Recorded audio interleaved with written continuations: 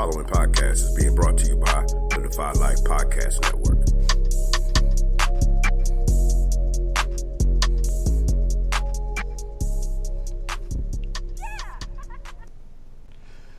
This week on the Defy Life Podcast, the guys wrap up the NFL draft, discuss some more black men societal issues. They also give their weekly movie recommendations, and they answer a listener question and wrap it up with some trivia. On to the show. Let's get it.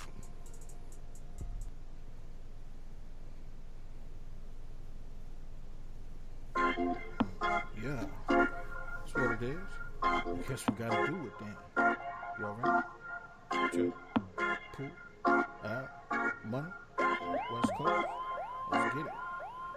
Strap in, let's take a ride. Oh yeah, it's about that time, right? Been waiting all week to get to this. It's finally time to defy life. Let's chop it up, keep it trail, no other way. That's what we do. We might disagree, but it's all love. Guarantee we gon' speak the truth. Yeah, this hit different. My guys with me now. Who's with us? Stick around for a few minutes. It's contagious. You'll get it. You downloaded the realest. Don't feel us, but get out. You not rocking with Defy Life, then what's your life about? This ain't the Defy Life. Told you. On to the shy line. I'm gonna let this ride out though. This is the Defy Life.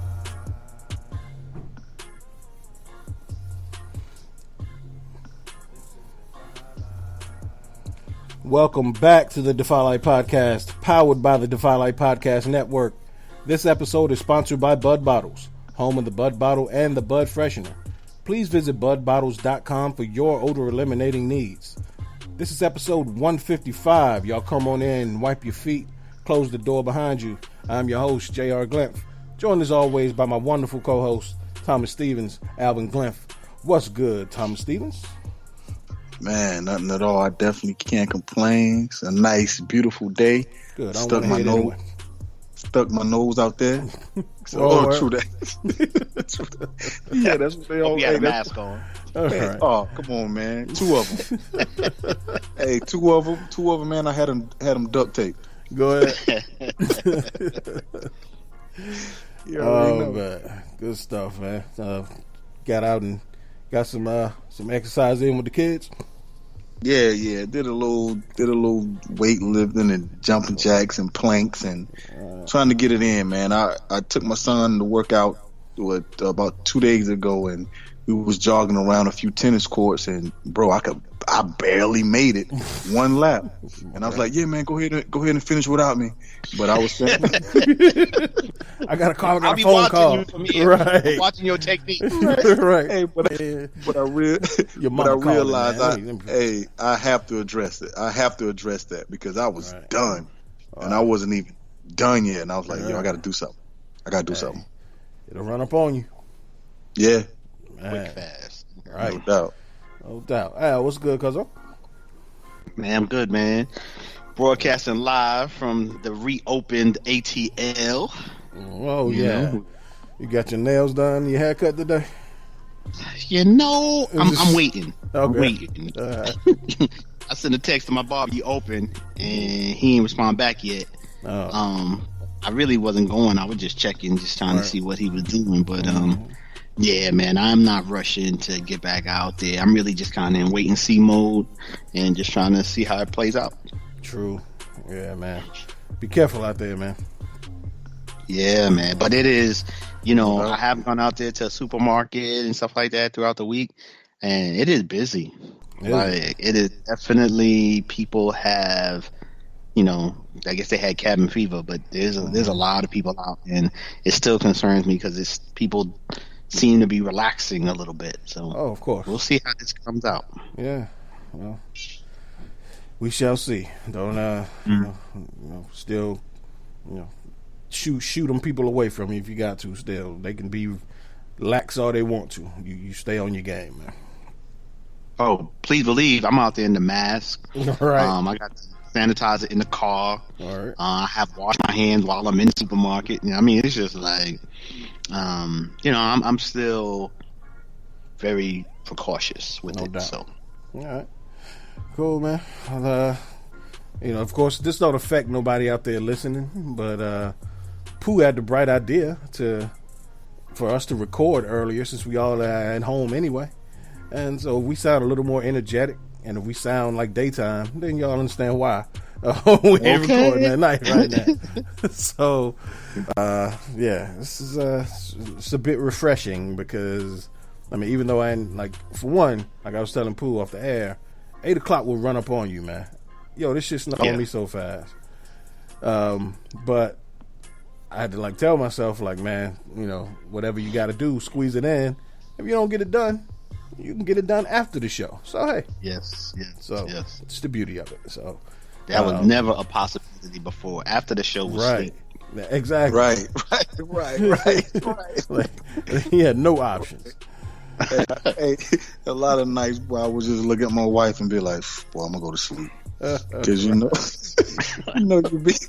be wanting to try to squeeze a little something else in, and while I look and be like, "Shit, boy, it's 1:30. Right, I'm done." Yeah, I'm gonna regret this tomorrow. Right. Oh shit. Well, yeah, man. Everybody, welcome to episode 155. Before we get too far to the show, like always, got a little house cleaning to do. Again, like we always do, want to shout out our patrons. So, with that being said, who's gonna be our special patrons for the week? Yes, so we want to shout out. We got Defy Life love the kids, so we want to shout out LaDanian and Lincoln, who use their allowance money to be patrons. That dope of them. Nice. And also Yosha's kids, Amir and Edison, who also use their allowance money to be patrons. So shout out to the four horsemen. No doubt. So LaDanian, that's dope, and Lincoln, Amir and Edison. Shout out to you, man. We appreciate you. Digging out. I know you ain't breaking into your lunch money. We ain't that stupid. But whatever you got left, you send it to us. So appreciate that. That's what's up, man. No doubt. Yeah. So, people always ask, what's the best way to support the network? So you can go to patreon.com/Go Defy Life and become a member, a patron of Defy Life. You can help support our growth and allow us to host events and continue to work in our communities for less than the cost of a pack of whatever y'all eat, whether it's M&Ms or Skittles, whatever you say, it's less than that shit. You can support us. So, shout out to you guys. And, you can please check out the entire network. Check us out at defylifepods.com. As I mentioned earlier, you can listen to all of our shows or anywhere else you listen to your podcast. Check out our written content at godefylife.com. And definitely check out defylifegear.com. And please, it's still April. It's Autism Awareness Month. Check out the Autism Awareness t-shirts from Defy Life. Help and support autism awareness. Al, did I get everything? I think you got it, my brother. I got it. Work. Let's roll. Let's get down to business. So, we haven't done news tidbits in a while. All right. It's been a minute. Usually, there's been a lot going on. We haven't really done news tidbits like that. But, black folks got some shit going on, man. So first, I want to, I didn't even put this on the agenda, but I know y'all heard about it. So first and foremost, I just really quickly, Pooh, what did you think about, well, first of all, you didn't follow your president's instructions by injecting yourself with Clorox and no shit, did you? Not at all, man. Okay, you're here, so I assume so. Right. So, funny thing, I had two different conversations with two different members of unsupervised, right? Money is all up in arms about his dumbass president and, writing novels on Facebook about how stupid his president is. Money upset. West Coast Jay's like, yo, that's the funniest shit I've heard in my life. I can't. So they are two opposite ends of the spectrum. So I cannot wait to hear their show this week. What are your thoughts on it, Pooh? Like, what did you even take it seriously? Nah, I mean, you definitely know. I mean, one thing I do know about him, I don't really rock with him, but I do know he has a sense of humor. Mm-hmm. That's one thing I know. It could be dry, it could be stale, but he does have a sense of humor. Mm-hmm. And no way, shape, form, or fashion that I take any validity to that. Mm-hmm. Of course, I knew he was jiving around, and anyone that heard anything from that, they should have known he was jiving around as well. So, I didn't take it serious. Nah. So with that, Al, for one, did you take it seriously? And two, is this a time to be joking about shit?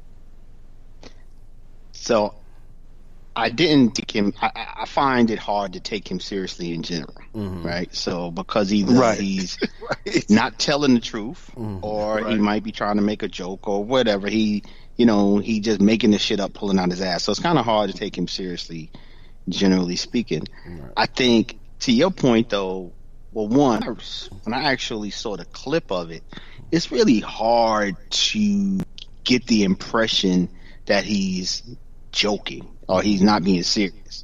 Like, that's so true.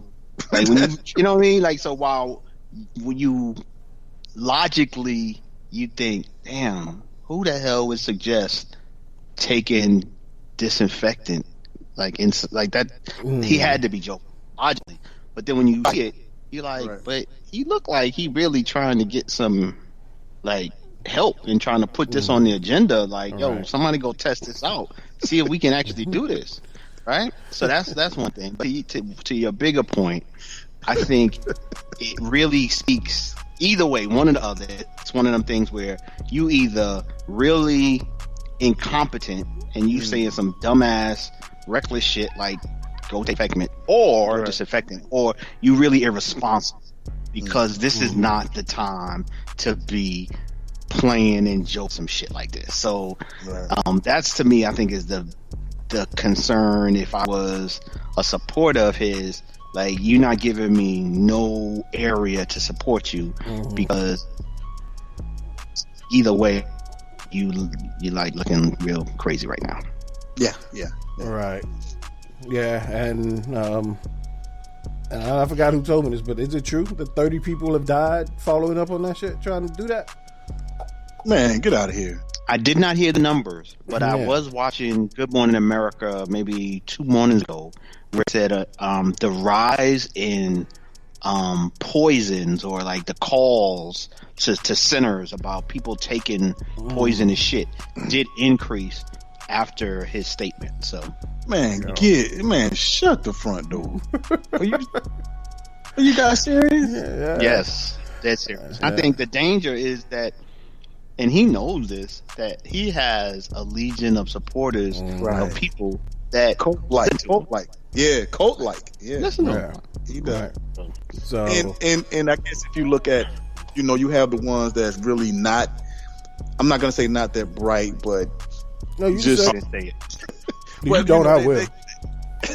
I mean, not that bright, or they could just have some type of deficiency. A 20,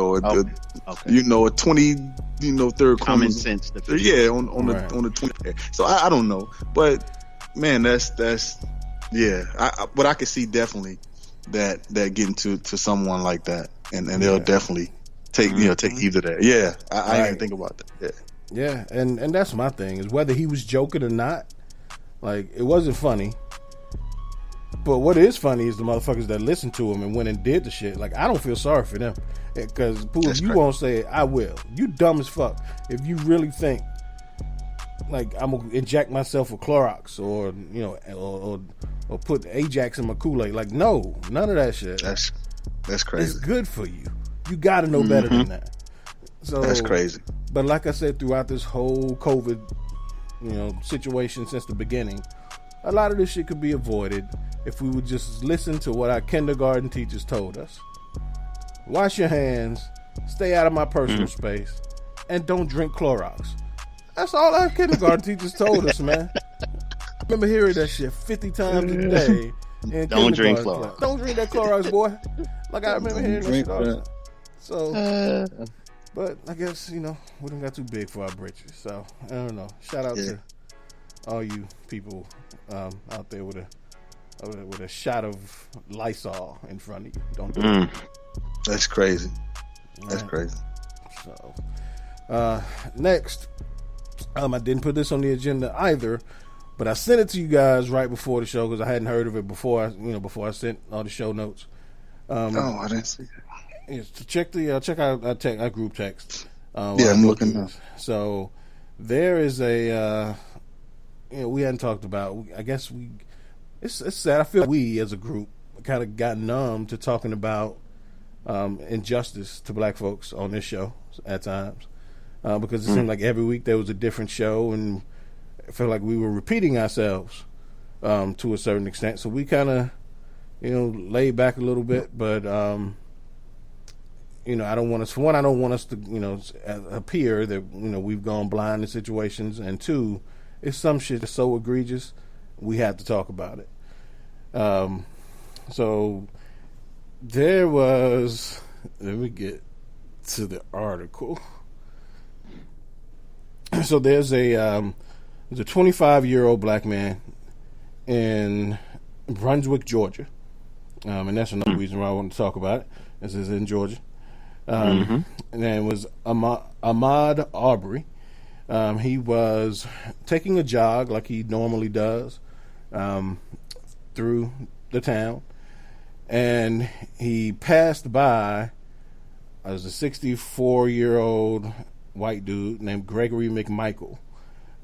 So the young black man was running on a jog, passed by the old white dude who was in his yard. McMichael, the old white dude, called out to his son Travis McMichael to bring their guns, and they got into a truck and started following Arbery. In a case reminiscent to the killing of Trayvon Martin by neighborhood watchman George Zimmerman, the McMichaels tried to detain Arbery. During the confrontation, Arbery was fatally shot twice. Neither of the McMichaels were charged or arrested in connection with the shooting. Yeah, so neither were charged. The father, McMichael, is a retired investigator and in the district attorney's office. So far, prosecutors have said that they acted within the scope of Georgia's citizens arrest statute. To complicate matters worse, because McMichael worked in the district attorney's office, George Barnhill, the Waycross County DA, chose to recuse himself for what would have been a conflict of interest. He chose to have the case transferred to a nearby county. How fucking crazy is this? We can't even go for a jog and not get fucked with by citizens and get killed.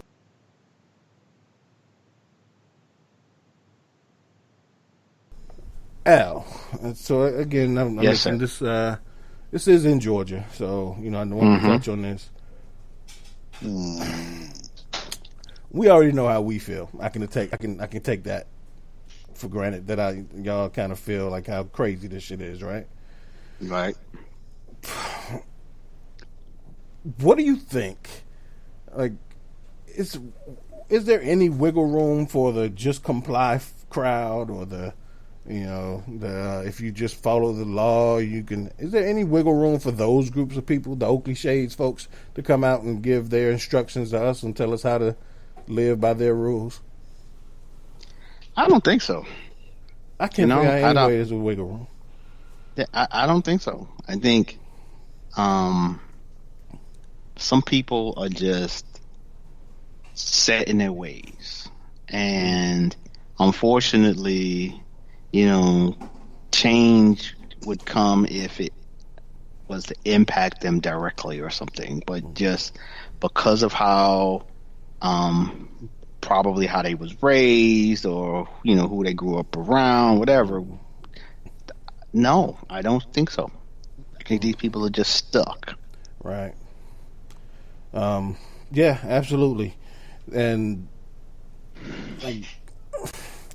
what kills me is, of course, the obvious double standard, and not the, of course, there's no direct connection to the two, but it just screams to me that,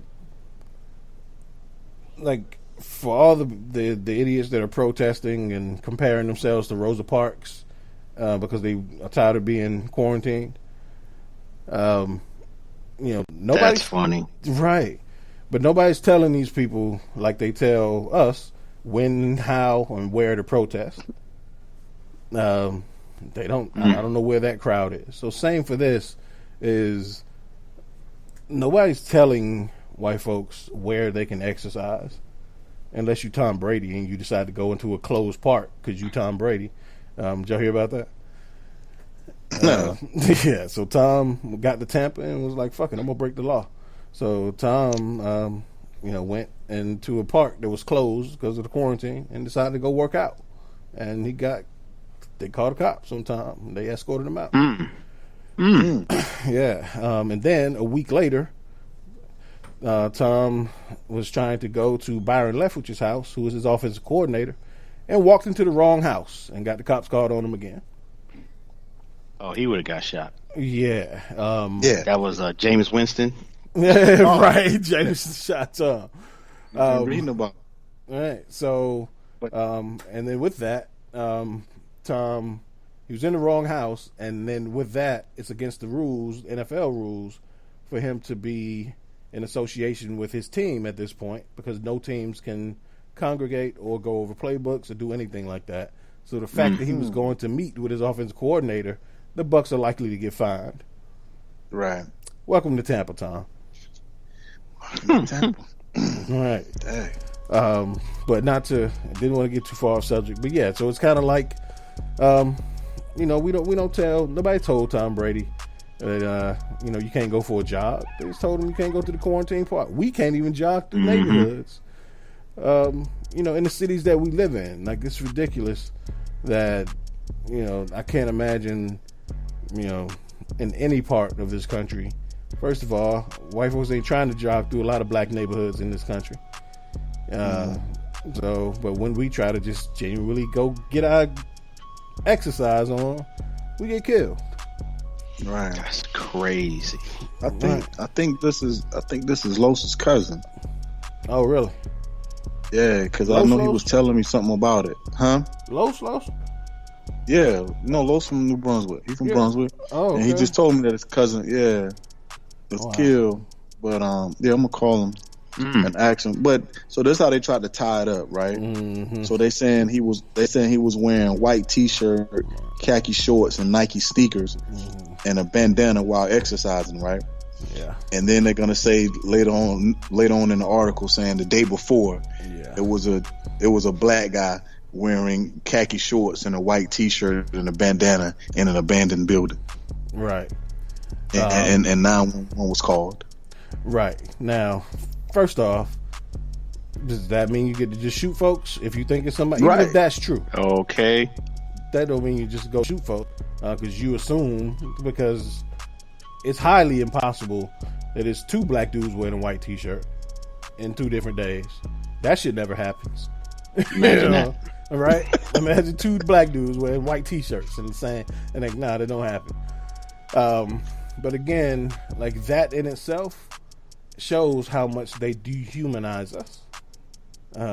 Because it makes sense for them to kind of go through a logical process of saying, maybe it's the different dudes. What are the chances that he'd be right back here today wearing a white tee? Like, what are they saying? And even if it is, nothing happened in the event. Like, they can't go through that process.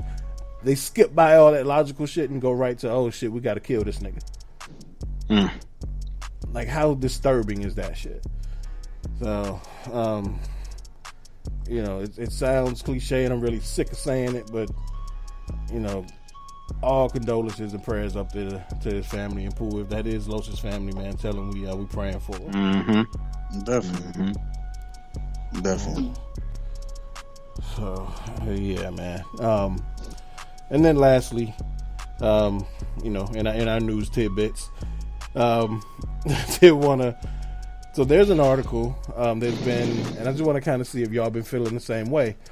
There's an article that I read the other day, and just stating that black men in particular, and these were a group of black men in New York who were discussing this, kind of have a sense of fear wearing masks, especially homemade masks in public during this quarantine time, because it increases racial profiling.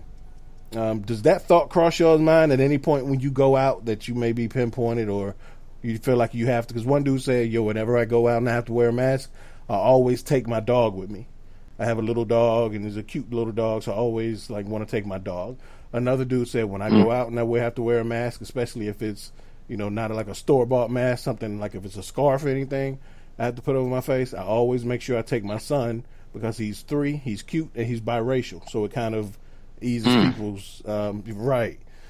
So do y'all have that sense of like I have to like tone myself down in order to make people feel comfortable with me, even more so now that we have to wear masks? So I'll be honest, I tend to have, I live in, I say predominantly white community and attended a predominantly white school. So I think from then till now, I tend to have I like making white folk uncomfortable perspective when it comes to my dress, right? So I have I guess once I peeped that, oh shit, like this shit fucks with you. And oh, okay. So I'm just gonna keep it in your face. I'm not going to, I back in the day, like here's an example, like I would wear my what do you call it, my sweatpants and pull a leg up and one leg down. Oh yeah, that signals something to you. Okay, cool. That's how I'm gonna rock it then. Right. So I mean, honestly, I'll be honest. Like I had like wow, this is kind of like I always wanted to do this feeling. That was really more like me, like to be able to walk into a store with a mask on and be like, yeah, black man with the mask on. How y'all dealing with it? I'm gonna put my Yankees cap on my dark shades on. To go with it, just to make me look real extra funky when I come in and y'all looking at the videotape like, yo, who's that guy in electronics? Take that. So, I mean, honestly, but I do appreciate the perspective and the fear because, our history and the treatment is real. So I can't say, that just because I haven't necessarily felt it, that it's not based on some real shit that the fear is. So I get it, but yeah, I tend to be more the opposite and just kind of be like, fuck you. All right. Okay. Pooh, what about you? Do you feel that kind of? Man, I don't think about it. I don't think about it at all. All right. I'm put my mask on and I'm out the door. Right. I don't have a second thought about it. I really don't. Nah, I don't think about it at all. Well, yeah, I really haven't thought about it just because the places the places I've been since this whole thing we had to be locked in the house, the places I have to go, which are places of course I usually frequent. So, at my local Food Line, they know me up in there. So if I got a mask on, they go, "Oh man, what's up?" Like it ain't gonna affect them. And 100% of their employees black folks anyway, so they don't care. And anywhere else, like my closest gas station, they know me up in there, so I haven't really gone anywhere where people wouldn't know me, just at first glance. So so I hadn't really thought about it either. But again, like Al said, I can appreciate the perspective because there are other times, just throughout my life, be it personal, business or at work, where certain things do come up where you are, when you're presented with something that you can tell makes somebody uncomfortable, or just your existence makes somebody uncomfortable. So I can appreciate that, especially in New York, where it's a lot crazier than it is here. Right. But I can definitely understand somebody having to feel like they have to take extra precautions to make other people feel comfortable. So, again, just the country and the state that we live in. I mean, we being black and male in this country, there's definitely a stigma associated with our experience. And I can still remember my mother telling me to turn my hat around and don't wear it to the back. Because if you wear it to the back, people going to think a certain way about you. Or I like to wear hoodies. And she would be like, nah, don't wear your hoodie because it's a certain treatment that you're going to receive. And honestly, I think in my professional years, I tend to just use it to my advantage, honestly, because now understanding the flip side of it, knowing that stigma, I tend to also wear a shirt and tie when I'm doing something professional, because I understand that psychology of being black and what I wear somehow you process information differently just based on whatever the fuck I'm wearing. Right. So when I need you to process it in a certain kind of way, then I'll wear something that I know will trigger that. And when I feel like just fucking with you, I'll wear my Yankee caps, dark shades, and Right. pants, big baggy, whatever. Right. So, yeah. Yeah, man. I don't know. Well, it's good, man. You know, we can. You know, we were kind of focused on, you know, cutting down on the time, the length of the show. That we got away from news tidbits for a while, but some things I feel like we got to touch on. So, you know, we'll be looking out for some news tidbits along the way. I feel like I don't want to leave. I don't want to shortchange our listeners at some point. So, because you know, again, I hear that all the time, and I agree with it. That I appreciate our perspective on things, and I think people need to hear it. So, yeah. With that being said, on to our movie suggestions of the week. Pooh, do you have anything you want to throw out to our listeners, and so they can get through these last few weeks, or in Al's case, they can tell other folks what to watch because y'all out in the movie theaters and shit. The theater could do some drive-ins, yo. They'll really make some money right now. People are driving. You can watch the joint in your car, get the box. That'll be dope, man. Cause you get out the house. You ain't got to worry about bring your own snacks. Right. You know, a drive-in right now would be dope. You know, for real. Holy, I didn't get to finish it. I started it. I watched like 30 minutes of it, and it was hilarious. It's called Holy Sleepover. And so I'm just gonna give you what the trailer gave me. So this guy, he's married. He and his wife, you know, trying to have a kid, and his wife friend is in town, and she's gonna come over and visit. Okay, right before he finds that out, his wife tell him, "Oh well, you know what? We've been together once or twice." Damn. And he was like, "What? Wait a minute. You super conservative. You mean you've been with a woman? You've been with a woman once or twice?" So that turns into a whole big thing, and so the kid sets his sights on having a sleepover. I mean, a threesome. So, that's right. Oh man, the kid sets his sights on having a threesome. So I'll leave it at that. But from the 30 minutes I saw, but I started watching at like 3:30 one morning, and I was like, you know what? I finally got sleepy, so I'm gonna go ahead and lay it down. But it was hilarious. But the title of the movie is Holy Sleepover. Holy Sleepover. You remember what platform it's on? I can. While you guys searching, I can turn on the television and find it real quick. Oh, okay. I mean, ain't no biggie. I was just wondering if you know off top. Yeah. No, I don't know. I don't think it's Netflix though. Okay.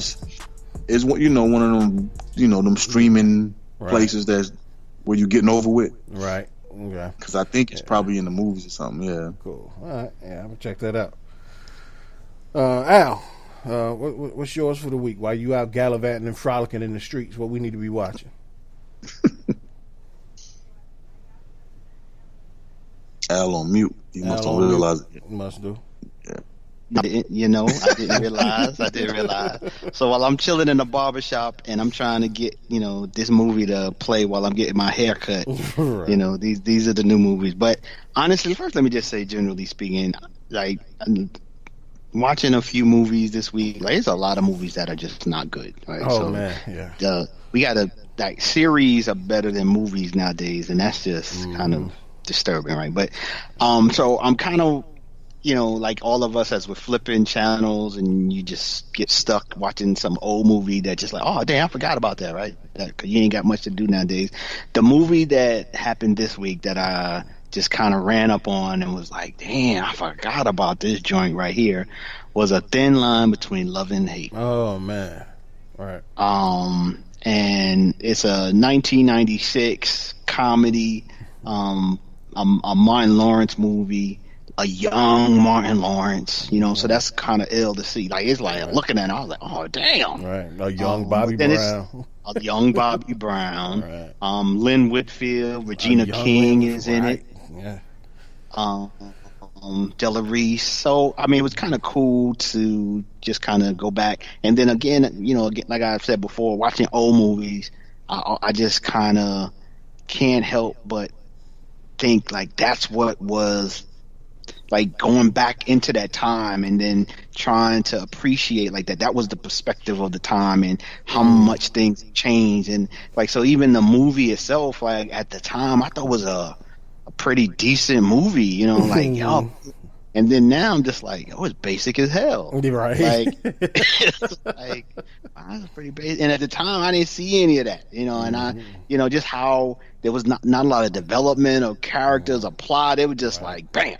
And so, maybe that's why I haven't seen it in so long, is that it hasn't stood the test of time in terms of, classic movies, so to speak. But it was good to just kind of run up on it and see some of the old folk. And so, yeah, that's my movie for the week.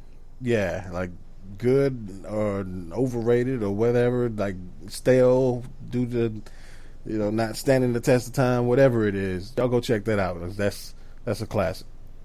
Mm-hmm. Yeah, cool. I want a double feature if y'all don't mind. Yeah, I want a Ben Affleck double feature. It's, one of my favorite actors, and two of my favorite movies. Two movies are The Town. Y'all saw The Town, right? Yeah, it's a good movie. Really dope movie. And second was Gone Baby Gone. Oh yeah. So funny story. Like, I'm an avid reader, so this was, I don't know what year that movie came out, but I was at an old job that, I was obviously didn't have shit to do. I think I was working overtime, and it wasn't really nothing to do. It was during a holiday, and I volunteered to work because I didn't have nothing to do, just to get more money. But it was slow, so I didn't have nothing to do. And my boss was like, "Oh, it's a book on my desk if you want to read while you just chilling." So went and got it. It was Gone Baby Gone. I had never heard of the book, and I was like, "Oh, this shit is good." Finished it in like a couple days, and in the 2 days I was working, so just finished it in 2 days, and I was like, "Yo, this will be a dope ass movie." A month later, the fucking movie comes out. So it's crazy how stuff works like that. So literally a month later, I saw the trailer for the movie. I was like, "You got to be fucking kidding me!" Again, Ben Affleck's one of my favorite actors. When he chooses good movies with good scripts. But yeah, The Town, which is it's an action kind of heist style movie, and Gone Baby Gone's like a crime thriller. So really dope movies, really stuff that'll catch you, keep you going to the end. So y'all definitely check those two out. Is Gone Baby Gone? Is Morgan Freeman in that one? Yep, Morgan Freeman's in it. Yep. Yeah. And actually Ben Affleck is actually the director of that one. His brother Casey. Oh wow. Yeah, his brother Casey Affleck. Yeah, Casey's the star in it. I got a quick question. Quick question for you guys. So one of my favorite movies of all time is Seven, right? Oh yeah, I love that movie. So I just want to ask you guys, what did you rate it on a scale from 1 to 10? Strong 9. Yeah, I was about to say borderline. I'll give it a 9. Okay. Yeah. Okay. I give it about a 9.3. Yeah. It's I just can't recall any flaws in it. I haven't seen it in years, but I just can't recall any flaws in it. Right. Yeah, and I give it a 9 because I don't give anything a 10. Like, it's rare that I give anything a 10 or 5 stars. No, you can't. Right. Like, even if if I go to if I go to a restaurant and I get a foot massage and the best steak I ever had in my life, and they shave my head, like if they do all that shit, and I walk out the door and Holly Berry at the door telling me, "Damn, it's a sexy ass nigga." Like, all that shit happens at the restaurant. I'm still like, I'll give you an 8.5. Like, so, yeah. So, but yeah, Seven's a solid movie. Solid. No, it's solid. Yeah. Yeah, what I liked about it, I think the script, the acting, right, had a little I think one of the things I liked about it was just the extra I mean, because you got to learn about the 7 deadly sins, or Right. you know, any Right. and shit like that. I always like shit like that. So Right. It was a plot behind the plot behind the plot. Yep. Right. Yeah, that made it dope. Yeah. So, yeah. So that's an extra for y'all. Y'all check that out too if you haven't. No doubt. Please, good movie. All right. Well, we are. Last week we did our live NFL mock draft, which I think went really well. Everybody seemed to love it. First I want to give kudos to you guys and to Money and to Scott and Terrence. It was a hell of a show. I was proud that y'all were so prepared and did your research and made it as realistic as we could. So shout out to y'all, man. Happy we were able to get that done, and I can always count on y'all to be prepared. So salute. Appreciate that. I thought a good show. Yeah. And I was definitely had me because I think what I liked about it is it wasn't necessarily by the book. And to me, what happened in our mock draft where a wide receiver fell, Right. happened in the real draft. A wide receiver fell. So I thought that was real interesting, just how that shit just happens like that sometimes. Yeah, absolutely. So it was fun. West Coast Jay was enjoying it. He was pissed off at Scott for fucking up both of his team's picks. But That's funny. West Coast are Raiders and 49ers fans. He was like, how Scott fucked up both of my team's picks? So yeah, but that was hilarious. So me and Pooh were talking. So we're kind of gonna just expand on it a little next year, and we might take it to like a Zoom call and have folks jump in on the call to make their picks, and have each team represented by their each team represented by a separate general manager, and I'll host it, and everybody pops in. Yeah, so everybody pops in, makes their pick, and gives their thoughts on it, and jump back off. So it's just there's just some stuff we throwing around. Should be fun. Mm-hmm. That would be dope. Yeah.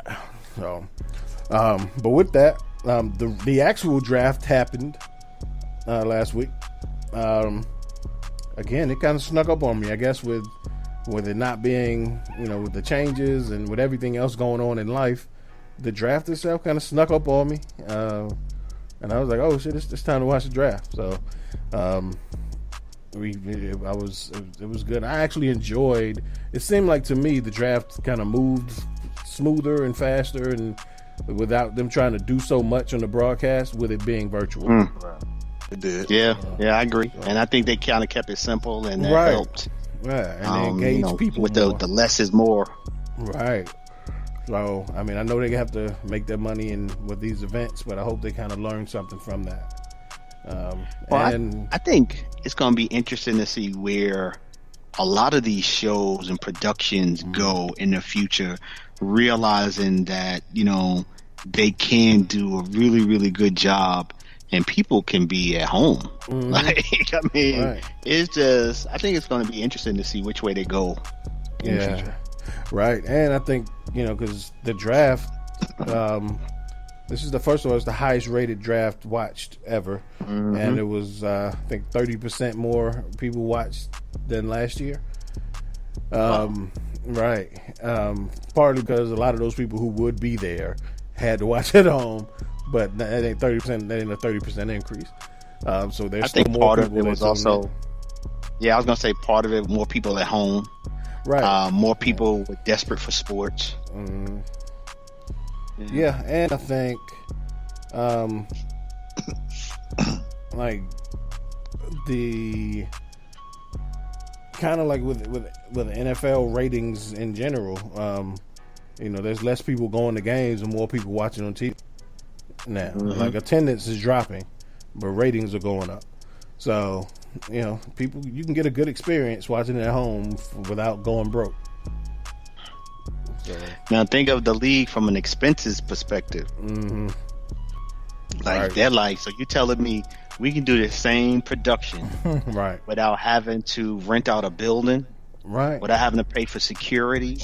You know what I mean? Like it's just, man, the game might have changed on this one. Right, and it was really cool. It kind of puts, it humanizes the coaches and GMs, like to see, Bill Belichick making his pick with his, while he's petting his dog. To see Cliff Kingsbury with that dope ass house he got, like stuff. See like Jerry that. Jones on his yacht. Jerry Jones on his yacht. So it's like it really felt like like you was playing Madden and somebody come up with all these storylines for these owners and to see the different personalities and it was really cool. And to have that many cameras in the living rooms of all the draftees. Shout out to CD Lamb for snatching his phone back from his girlfriend. That was smooth as shit. Yo, one of the things, like, I guess what's so crazy about that incident is that so many people noticed it at the time. Sitting there with my wife, we noticed it, but I really didn't imagine that everybody else in the world noticed it too. Yeah, and it's just like, oh, damn, this has become a thing. So I was like, yo, Gina, remember we were sitting there watching it? Yo, that's like a meme and like it's a little social media incident and like it's been a whole nother life to that story. Yeah, shit went viral. But he got my Pro Bowl vote already. Yeah, that was kind of quick. He obviously got good hands. Good hands. Best hands in the league. Damn right. The kid's instincts are off the chart. Yeah. And didn't miss a beat on the call. At all. Right. That's a smart dude. Just like, I see that. Hold on. Give me. So what was I saying? Like, we good with that. We good with that. But yeah, man. So let's get to it. Just want to touch on, y'all's teams and with the Bears, Cowboys, Jets, and my Steelers. Pooh. Yeah, I got to hit. Oh yeah. So with your Bears, I know you like me. Y'all didn't have a first round pick, but who was your favorite pick, your most questionable pick, and your overall feeling about y'all's draft? Oh man, my overall feeling, I really didn't like it. I guess with the later picks, they were okay because that was what was left. Mm-hmm. And I think our talent scouts did okay with them. But like you said, we weren't top heavy. We didn't have a lot. Our most questionable pick, Cole Kmet, man, and I mean I like it, but then I don't like it. So I think he may be our best pick and our worst pick. What I mean by that is our best pick because 4'7" guy, so he's almost close to Gronk size, Gronk stature, great hands. He can create separation. How to find holes. He can block, strong. He has all the intangibles, but he only did it for 1 year. In big time college football. But I guess that don't mean anything either. But okay, I'm happy with that pick. But then when I say worst pick, we passed on Grant Delpit. I thought we could have had that great safety. We passed on KJ Homer. Jay, I was asking about. I was texting you about him all week. Yeah. A 4.28 guy. Marlon Davison. DN Auburn. I felt like we brought in the kid from the Cowboys, Quinn. But we needed some. Who? Quinn. Yeah, Quinn. Yeah. So we could have used the kid from Auburn, put him at 3 technique, and really show up the run game. Defending the run game. Chase Claypool. We talked about him, Jay. We needed that big, fast receiver. Right. Then I thought about okay, they were talking about us at back, that we needed somebody that could. That Montgomery was good, but we needed somebody else big, strong, and we can play. Our guy that I can remember the kid name from Tyreek from A&M. Tyreek. Yeah, we could play more Tyreek at slot. He can really change the game for us at slot. And so I was like, wow, we got Cam Akers out there. Then go with Cam Akers. Then I said, okay, we can rock with these guys for the next 2 years, Foles, and we can let that bum Mitchell Trubisky go, and we can and I said Jalen Hurts is on the board. Maybe we can go Jalen Hurts. Boom, we don't go Jalen Hurts. Then the J.K. Dobbins, I like him. Denzel Mims, another 4.38 guy, 6'3", 6'4". We pass on him. We needed a corner. Christian Folston, he's on the board. We pass on him. So, and my other guy that I really, really love from a small school, Jeremy Chin, 6'3", 6'4" safety, same tangible attributes as Simmons. You know, that was drafted number 7, 8 overall out of Clemson. So he's another type guy, 4.38 guy, 4.39 guy, 6'3", 6'4", range, special, explosive. We passed on him. So I mean, I think he was our best pick and our worst pick, man. Because like I said, I see why they could have went with him, but man, passing on all those other explosive athletes where you kind of know that they're blue chips. Oh, and also Trayvon Diggs, you know, 6'1", 6'2", rangy. You know, in our defense, he's not going to have to really cover for hours, you know, out there. Right. So, I mean, you know, I don't really like our draft in the second, maybe our other second round pick, because they said that guy's a first round talent. But Jalen Johnson. Yeah, Johnson. But they're questioning his shoulder because you know he dinged it up twice. But they said they had him ranked as the third best corner in the draft. So they're saying we got a first round talent in the second round. So I'll see how that goes. But if both of those guys panned out, you know, we'll see. All right. Well, I do have a follow up after we're done with all of our teams. From West Coast Jay, he wanted to ask y'all a question. So I'll get to that after we're done. But I thought you could kind of be high on getting Travis Gibson in the 5th round, pass rusher from Tulsa. I know you'd asked about him before. I like him and the receiver. The other got a receiver ran like a 4.36. Yeah. So explosive kid. Yeah, Mooney. Yeah. All right. Well, Al. We'll go Cowboys first. Who's your favorite pick, your least favorite pick, and your overall feeling? Okay. First, let me say shout out to Pooh, because that was some dead ass analysis. Yeah, it was on his team, right? Yeah. So I was curious to hear your take, because while the Bears got some flack because they got a lot of tight ends on their depth chart right now, dude is a player. He's a player. I best player available. I like that, and it might have been some other folk, but I really like that dude right there. So I was curious to hear your take. Cowboys. So so my favorite pick, it'd be easy to say CeeDee Lamb. Yeah, because again, when we were talking about wide receivers, he was the one that I thought was the best wide receiver in the draft. Right. So for him to be available and be on the Cowboys roster right now, it'd be easy to say him. But instead, I'm going to say Diggs, the cornerback out of Alabama, Stefan's little brother. And I think, we'll see. He's definitely not what you would say to me. What I've seen in Alabama, he was steady, he was consistent, he got ability. Sometimes consistent, let me say that. I think that's going to be the key. Can he be elite consistent at the NFL? Because I think he got the tools. And I think when we are replacing a Byron Jones, not to say that he's going to be the replacement, but he has left. So we're trying to build that depth and ultimately get a good cornerback. To me, that was the favorite pick, because I thought that was an opportunity to hit a home run right there. And we'll see if he can be that guy coming out of the second round. We've had some good success in the second round in recent years, so I'm gonna go with him.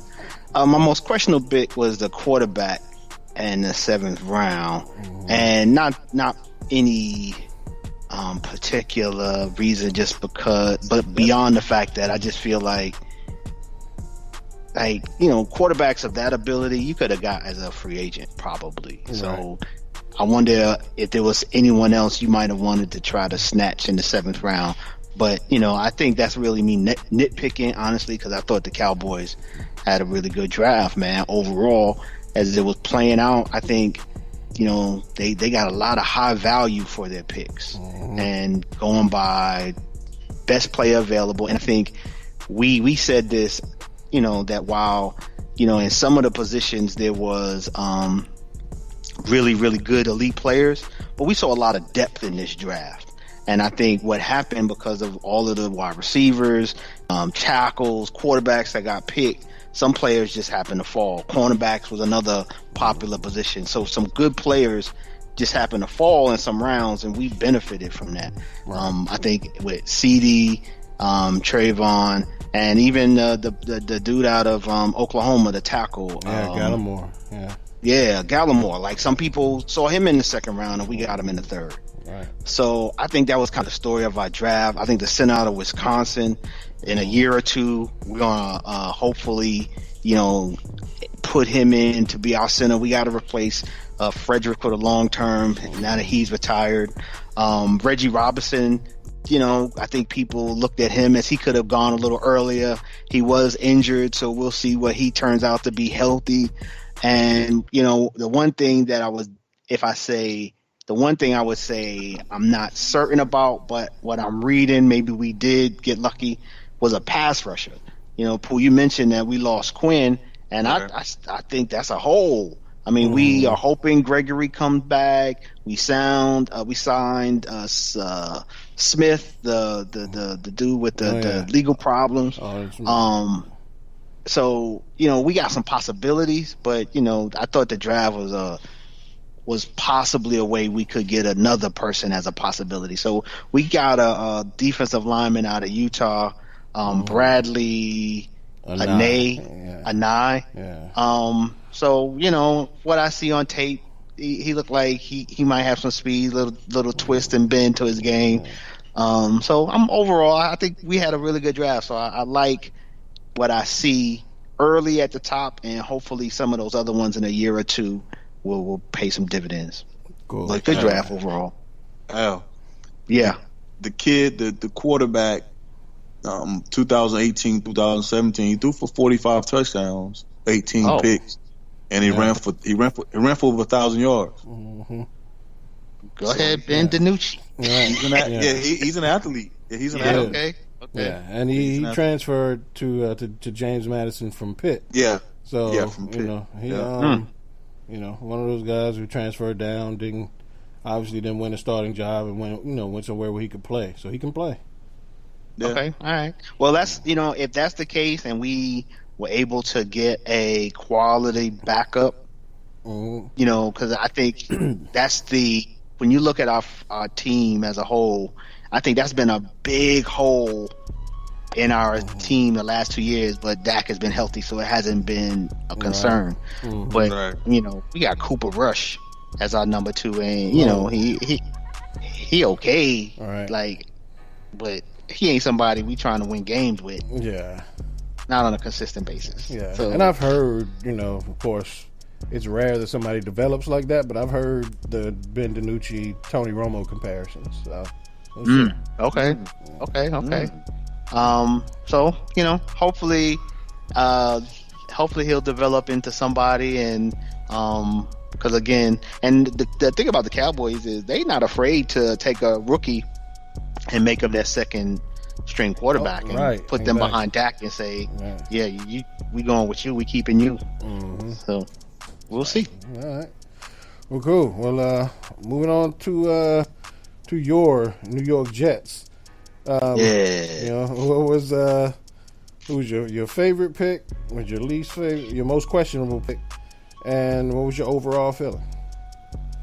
I think, the Jets is in a team in transition. So this was really this is our first instance of seeing a new GM, Douglas, who was brought from Philly to the Jets because we needed somebody who was good in the draft and player evaluation. So I was curious to see what it looked like in real time, and I think he did a really good job for the first draft. Mm-hmm. My favorite pick is Denzel Mims, and I think why he's the favorite is because the way that played out that second round. We could have picked him in our normal position. They traded down, and at the time, I'm sitting there like, yo, why you do that? Because whoever they traded with picked a pass rusher. So I'm sitting there like, yo, if they think this is pass rusher is good enough to pick, y'all need a pass rusher. Why would y'all trade out that spot? What's going on here? And I think they might even picked up an extra third when they did it. Right. And then to still get Denzel Mims 10 slots later, I was like, oh wow, wait, okay. I don't care. I love Denzel Mims. I think in terms of what he brings to our team, the speed, the big play possibility, the youth growing with Sam Darnold. I think that was a great pick. So I like that, and he's my number one guy. And then to get another pick on top of that was kind of cool. Questionable pick again. The quarterback out of Florida International. And James Morgan, and I'll do some research on him. Maybe I just got a small school bias, and I'm picking on the small school quarterback. But 4th round, going for this cat. 4th round, we picked James Morgan. And he's, again, they're trying to find them a backup quarterback. I think that's kind of high. Now, what I've read since then is that they're not necessarily looking at him just as a second quarterback. But McCarthy, they said, has he likes to develop quarterbacks and then trade them. Right. That's that Green Bay mentality, and that's where he comes. Yeah. So I was like, okay, if you're going to invest this high in a dude, and you can develop them and ultimately flip them for a higher pick in a year or two, all right, I'll give that. I'll give you some props on that. But right now, that's my questionable pick. Okay. But overall feeling, the Jets are in a spot where they need talent, and they have a lot of holes. They got some young players, but to have a draft where I look at them, I'm thinking they got 6 potential players in their rotation this year. And I mean, at the top of the draft with Becton, he gonna start at the left tackle position. So I think, when we were talking tackles, I was really high on this guy. I think, first of all, let me go back for a second. When Becton got picked and they went to his house, right? I'm watching the draft with my wife, and I'm excited because I'm glad they picked the guy. But then I guess his father is standing in the initial shot, and you only see the back of this person. And I'm sitting there like, yo, this guy is a mountain. Like, I'm thinking the father's the player. So I was like, oh my God, like this is our tackle? He's huge. He's the Hulk. And then he turns around and he's all gray. And I was like, oh shit, that ain't the player. Where's the player? And then Becton stands up and he towers over the guy. Right. And I was like, wait. Becton's bigger than the mountain? Oh my God. Oh Lord, I love this guy. And then they start showing tapes, and the clips that they showed, he is throwing people around like a doll. Yeah. Like, I haven't seen people punish people and just literally take them in like it's a bar fight. He's just taking them and throwing them out the hole. And I was like, oh yeah. Welcome to the Jets. I like you. So he's going to contribute. Denzel's going to probably slot in as our third receiver, like him. Kid out of California, Ashton Davis. Right. Speed that this guy plays with, he immediately is a special team contributor, or maybe we slot him in to the special teams. And then some of these other guys, like I like Bryce Hall. I think he's going to contribute. He's going to compete to be third, fourth cornerback, at very least. Maybe return some kicks or get on our special teams. We got the best punter in college last year, and Braden Mann, so he's going to contribute. So that's like 5 names. And then if we can get a hit on the defensive end, Zuniga, out of Florida, or the running back, right, or the running back, Perrine, out of Florida. Right. If we can get a hit with either one of those players, like all through our draft, we got people contributing. So I think part of that is the fact that we need holes. We got holes to fill, and we need talent. So the fact that we got people who can play right now is a tribute to the talent they have, but also the fact that we are lacking in talent. So it should be fun to watch. To see this is, you got Sam Darnold. I think this is his third year. It's nice to see him take a leap. And I mean, I'm looking in that conference. I think the Buffalo Bills are the team to beat right now. So I think this gives us some time to grow and develop with a team. And I think this is a great draft to do it with. Yeah. And I think the good thing, even though there may be questions around the quarterback, you got to find a backup. I heard an interesting stat that in the games that Sam Darnold missed last year, the Jets averaged 8.7 points a game. Wow. So even if, if you're looking for trade bait, or if you need, if you're not sure if Darnold can, in the games he's not healthy, you got to have somebody who can at least, manage the game and score at least 10 points. So you got to, if you got to use a late flyer on a quarterback, do that. Yeah, I feel that. I didn't know that stat, but that does. I do remember that. That's scary, right? Some hard games to watch. Those are some hard games to watch. And I think we was rolling with Simeon. Trevor Simeon was kind of playing back there. I mean, yeah, I get it. It being such a big hole, I can understand why you might want to, definitely invest a 4th round pick with it. That I get that. Yeah. Well, I like the Jets draft overall. The one guy you didn't mention, Clark, the guard from Charlotte. Oh yeah, I like him. What you think about him? I didn't know much about him. I like him. He played left tackle in college. He's probably, I don't know if he has the length to be a tackle in the pros, but I think he's really solid. So I think he'll make a really good guard. He may compete for a starting job day one. And like you said, y'all just need talent. So best player available at any point in the draft, go do that and fill that team. And infuse the roster with talent. So I like y'all's draft. Denzel Mims was one of my favorites. In the entire draft. Becton, I love Becton. Like you said, he throws people around. He's huge, and he's highly effective. He ain't even a good football player yet. You know what I'm saying? Like, he's one of those dudes who's so naturally gifted. He can get away with being a starting left tackle, take his bumps, and throw some people around while he learns how to play football. So, and I think if we could have, if these, this being the new guy, the new GM, if these are the types of drafts we'll be building our teams with, I think hopefully it'll prove itself, worth it in terms of results. But it also just kind of shows you where we had some flaws with some other teams, the other GMs that we had, and looking at some of the kids who just never even touched the field, and were 2nd round picks, 3rd round picks, and we just wasted them. Like that quarterback. I'm gonna have to remember this bum's name before the show is over. But last year was that guy. That guy. I forgot his name, but yeah, I know you. Yeah, it starts with an H. Him. Yeah. Never touched the field, and he was a 2nd round pick. Right. Last year was Polite out of Florida, pass rusher, Jalal Polite. So I mean, it's just Christian Hackelberg or some shit.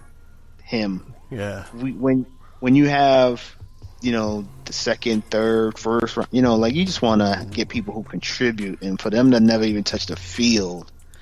That was a huge waste. So hopefully, I look at these players and look what they did in college. I don't think that's going to be the case. I think we, like you said, going to have some people who contribute instantly.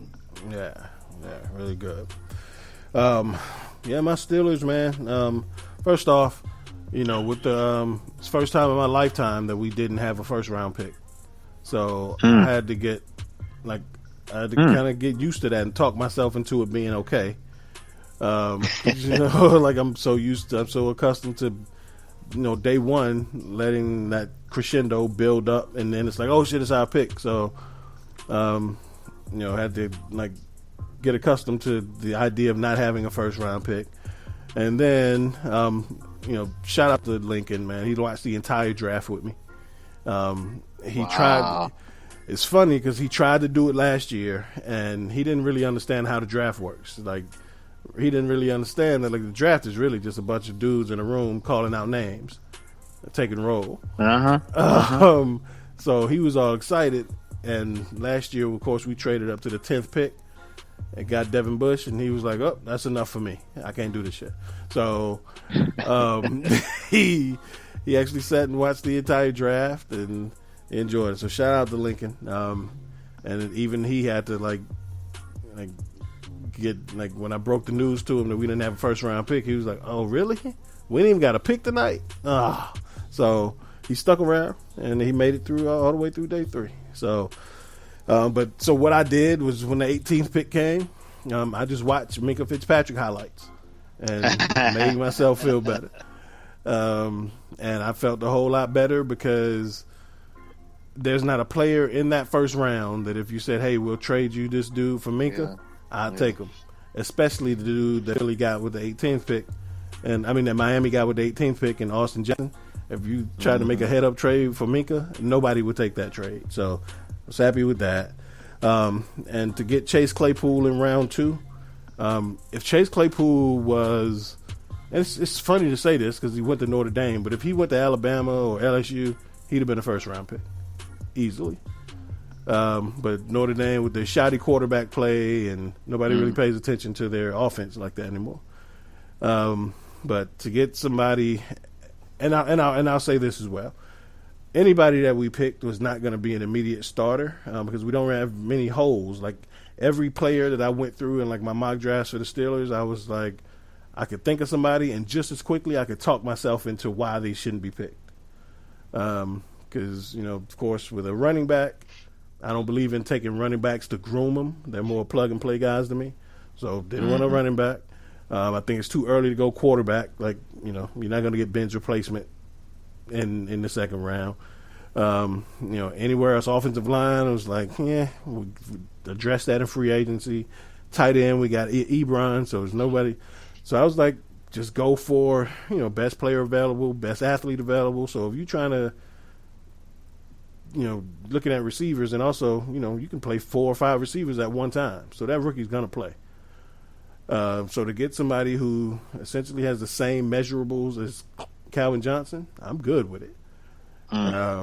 So, he's, somebody 6'4", 235, who, ran a 4.42 in a 40, and plays physical, is a hard worker. I love Chase Claypool, so I'm excited about that pick. And I look at receiving corps as like a basketball team. Like you can't have the same type guy across the board. So when you have a James Washington and a Juju and a Deontay Johnson, guys who are all different in their skill sets, and then you had another guy who can kind of be your center, your power forward, like add just some diversity in that room. So I was loved to pick. So he was my favorite pick, just because of the upside there.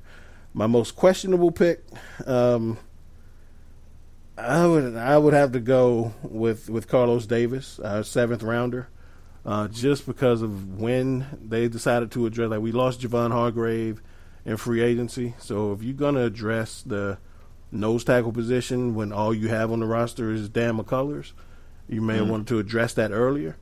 But nose tackle is kind of a dying position, kind of like fullback, so. It may not be a killer, but I don't see any way that Carlos Davis, and if he pushes Dan McCullers off the roster, fine, but chances are he won't make the roster. So, and if he does, he ain't gonna play a lot. So, just didn't really get me excited. But he's he's a good ball to play. But overall, I love the draft. Alex Highsmith, we talked about him on the mock draft show. One of my favorites. When we're talking about pass rushers. Anthony McFarland, love this pick. Like, Anthony McFarland Jr. is, he's a running back who gives the Steelers a different, he's a change of pace than what the Steelers usually go for. Like, if you look at the Steelers' history, we usually go get these big, plodding, 230-pound backs who are solid, and they use, even some of them are great, but they never have home run hitters. So if you look at Jerome Bettis when they brought in Willie Parker, that kind of spark that can give an offense. You look at, Le'Veon, as great as he wasn't a home run threat. So James Conner, kind of the same thing. As good as he is when he's healthy, it's good to have playmakers and guys who can shorten drives. Like it feels they good. hit the hole, they gone. Right, and they gone. So McFarland is that guy. He ran a 4-4. He plays like he runs a 4-4, and so I'm excited to see what he can do. Kevin Dotson, the first guy who wasn't invited to the combine to be drafted this year. So excited about what he can do, because he was an All-American, third-team All-American, rated as the best run blocker in the draft, but they didn't invite him to the combine. So kind of a head scratcher, but he's he grew up a Steelers fan, so I'm excited to see what he's going to do. And Antoine Brooks Jr., also from Maryland, kind of a linebacker, safety tweener, who's going to replace Mark Barron. I'm excited to see what he can do, because he was all ACC at safety. And you don't see many 220-pound safeties anymore unless they 6'5", but he's 6 feet, so he's a bigger dude and a stocky dude. So I'm excited about this draft, man. It was good to see how it feels to not have that first round pick, but like you said, Al, with the Jets missing on second and third round picks, it's good to see, to be excited about second, third, fourth round picks, because those are the core members of your team. It's good to hit on those first rounders, but when you can get contributors in the third, fourth round, that's the core. That's what makes up the core of your team. So I'm excited about what the Steelers did, man. Hopefully the season starts on time so we can see what the hell they're gonna do. Because, those positions of special teams, punt return, punt coverage, and even just being able to rotate some of these guys throughout the game, while, you're playing 11 on 11, you still, on defense, you might play, 17, 18, 19 guys in a game, you know what I mean? So it's like the ability to fill some of those positions with young cats is good. I like Chase as well. I think particularly with your wide receiving core, I think he's going to have a lot of success. Y'all tend to have success distributing the ball and allowing people to kind of do what they do well. Right. So I think he's going to play a good role, and I like y'all draft as well. Okay. Cool. So before we move on and go to commercial, like I said, West Coast Jay did have a question for y'all. So initially I was going to ask y'all, who's your favorite and least favorite pick from the entire draft, but West Coast called me. I was like, I'm going to go with your follow-up question. So West Coast wants to know, Al, first for your Cowboys. Mm-hmm. All the years that you watch drafts, in the moment, not considering what you know now and having the benefit of results, but in the moment, who's your favorite all-time pick by the Cowboys while you were watching the draft? In the moment, I would say, good question. Right. Damn,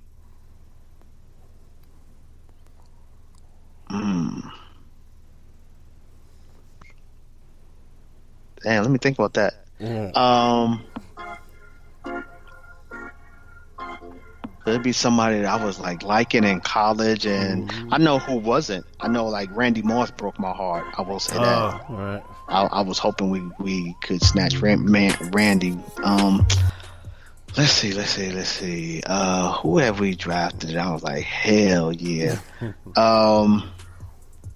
Actually, and this is more recent, but as I thought about it, someone else might come up.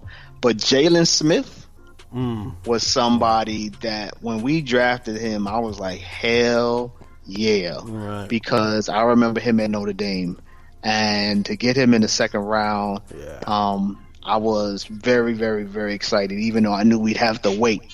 But I thought, and still am, he's if not definitely one of my favorite current players. I really like his story. I like how he did in college, and definitely like the team. So I'll go with Jalen Smith. Okay. All right.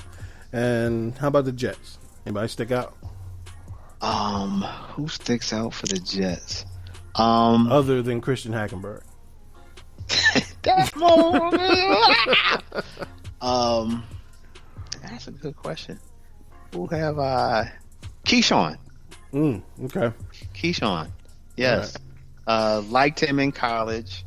And so when he came to the Jets, I was extremely pleased. Right. And thought he had a really good career as a Jet. One of my favorite all-time Jets. Okay. Good one. All right, Pooh. I saved you for last because West Coast said he was really interested in hearing what you would have to say to this question. So, and I told him, he should really listen to what you got to say because we kind of had this conversation before. So West Coast wants to know who's all time in the moment. Who's your favorite pick or your most memorable pick by the Chicago Bears? It was hands down Devin Hester. I ran around the block. I was so happy, so excited because that was out of all my years watching the draft. That was only like the second time.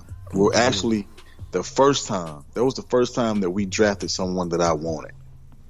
That was the very first time we drafted someone that I wanted. And like it was when we drafted him, and then the next time when we drafted Greg Olsen, because I really didn't know. I wasn't really covering college and everything like that, so I really didn't know a lot about Urlacher. So that's why I can't. That's why I can't say Urlacher. Yeah. You know, all I know was you was like, "Pooh, that kid plays safety." You know, that's what you was telling me. Right. That kid used to return punts. I was like, "Man, get out of here!" You was like, "Yeah, for real, like you used to return punts." So that's all I knew about him. I got giddy afterwards, but during the moment, the draft, number one without a doubt. Man, is definitely Devin Hester, and my probably worst is split between Curtis Enos and Mitchell Trubisky. Wow. Yeah. West Coast asked that question because he was, of course, he's a Niners fan, and in 2007 when the Niners were up for the draft, he wasn't in front of his TV, and of course that was before the days of smartphones. So he was like, I couldn't really check it on my phone. I ain't had no data like that. And he said he called his cousin and was like, hey, put your phone in front of the screen. I want to hear who they're going to take. And he was like, he wanted Patrick Willis so bad. And with the seventh pick, they took Patrick Willis. So he's kind of wondering what ours would be. So mine is so easy for me. But mine has definitely been Roethlisberger. When after years of having to watch Cordell Stewart and Mike Tomczak and Kent Graham, I was so like I didn't know how it felt to have a first round quarterback. Never knew like how that shit felt, and to actually like have the opportunity to like, we got a kid in the first round, the top like at 11 overall, like he could really be a franchise quarterback. So like to have like going into like that feeling of knowing you probably got a franchise quarterback and not having to have, your defense win games for you every week. Like I got so used to that's how it was my whole life. So, easily for me it was Ben. What makes that such an interesting question is how rarely it has that somebody I really, really wanted ended up on the Cowboys. Like that's what's so interesting. I'm even like going through the list now of just all the people that they've drafted ever, and I'm up to 2006, and so far Jalen Smith seems like the right answer. Right. So I mean, when you started talking about Ben, I can remember when Troy was drafted, and he was our first franchise quarterback after Staubach. Right. So to go 6, 7, 8 seasons, however many seasons that was, without a really, really good quarterback, and then to get what most people thought was the best quarterback in college that year, that was like pretty exciting. Like finally, we got somebody. Yeah. So and that's another thing I had to explain to Lincoln while we were watching the draft is, as before the draft, like leading up to it, a couple of weeks before, I was like, you want to look at some players' highlights, players who the Steelers are interested in, or just get to know the prospects, and he'll know who he's watching. And so afterwards he came out with this notion that, man, if the Steelers don't draft A.J. Dillon and I think it was Denzel Mims. He was like, I'm gonna be so pissed off. I ain't gonna know what I quit. I was like, look, man, one thing I learned a long time ago is do not get attached to prospects, because 99.999% of the time, the ones you like are going to go to another team. And 60% of the time, the ones you like are going to go to your most bitter rival. So you're going to end up falling in love with somebody who play for the Ravens now. Yeah. So that's the thing, and it rarely happens. Like, I remember I wanted Roethlisberger. I think the last time it happened that we got a player that I really, really, really wanted was Ryan Shazier.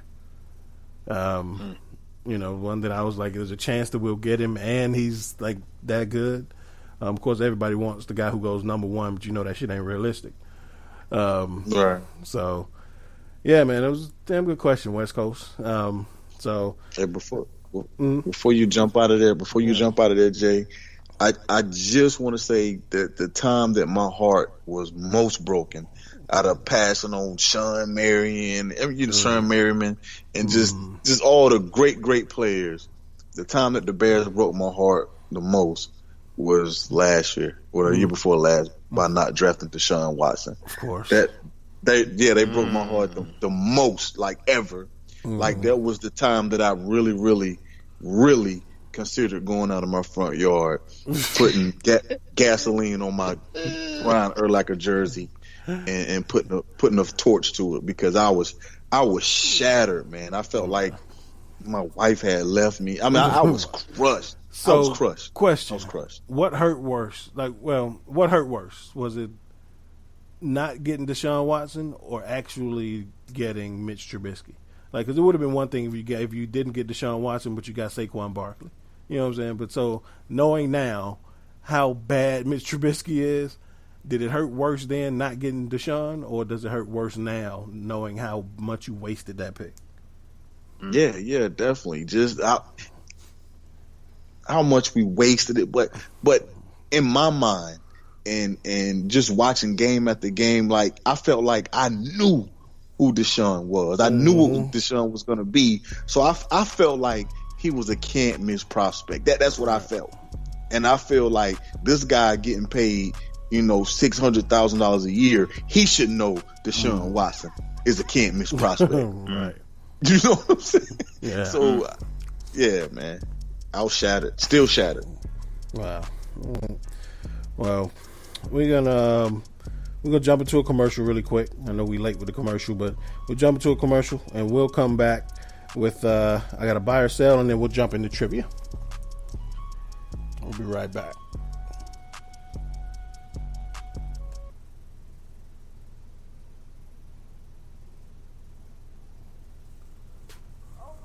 Welcome to the Anything, Everything, and Nothing podcast with Lynn and Kim. Join us as we discuss the latest in everything from entertainment and current events to the craziness that is our real life. Let's laugh, let's live, let's talk about it. New episode every Tuesday on the Defy Life Podcast Network. And remember, if you're not defying life, then what are you doing? Lynn and Kim.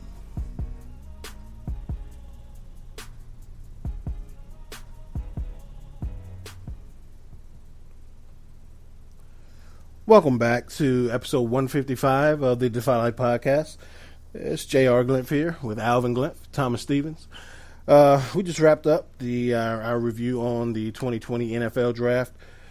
We have a buy or sell question, and guys, I'm going to use West Coast Jay's question as our listener question of the week, and we'll hold off on the original one till next week. Gotcha. Cool. But I do have a buy or sell statement. Hadn't done a buy or sell in a while because we've been stuck in the house, and there ain't really been nothing I felt that strongly about. But I do have one this week with the release of the Last Dance documentary about the Bulls. I'm sure everyone that watched it was aware of how Michael Jordan still hates the Pistons, and he still hates the Bad Boys because they didn't shake his hand after the game when the Bulls finally beat them in the series. So my buy or sell is the Pistons walking off the court without shaking the Bulls' hands has always been extremely overblown. Pooh, you first. Buying or selling?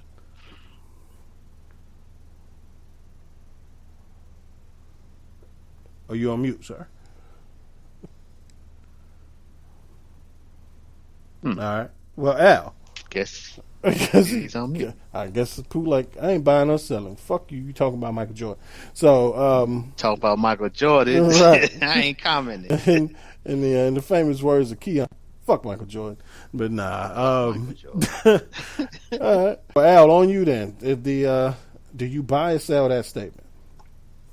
I mean, with the caveat that anything Michael does is overblown because he's just one of the best to ever do it. Right. So anything involving him is just going to be overblown in my opinion. But I'm gonna say sell. Okay. I don't think it's overblown. I think it's got what it should have got. It was significant. Okay. In professional sports, they don't shake your hand. Yeah, that too. I get it, but I think you don't, and it's not something that it ain't a must do, and ain't nobody gonna make you do it. I get that, but I guess for me though, it's just like we can compete, we can go at it. I ain't gotta necessarily like you and shit. I ain't saying we gotta be buddy, but just and I get it in the heat of the moment. Like I understand why the emotional side of it. So I understand why sometimes he's like, man, I can't. I need to go in my locker room. I'm pissed. Mm-hmm. I'm sad. Whatever. I get that part of it. But, I think part of it, though, as grown folk, just suck it up and go shake the people's hands and go sit down. Here's my biggest thing. In Game 3 of that same series, when the Bulls went up on the Pistons 3-0, Michael Jordan went on this tirade in the media, in front of a bunch of reporters, and said they're not real champions. They never deserved it. They're not worthy of being champions. When, as a dude at that point who's never won a championship, to pass that kind of judgment on a team who's not only beat you for the last 3-4 years, but they've won back-to-back titles. For a dude to say, somebody say that shit about me and my team after we've gone through what we've gone through and we've overcome our own demons in order to get here. We had to overcome the Lakers, overcome the Celtics. And after I've done that twice and you finally dethroned me, that's what you got to say?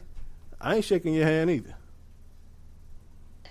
And I guess from the philosophy of when they go low, we go high, I think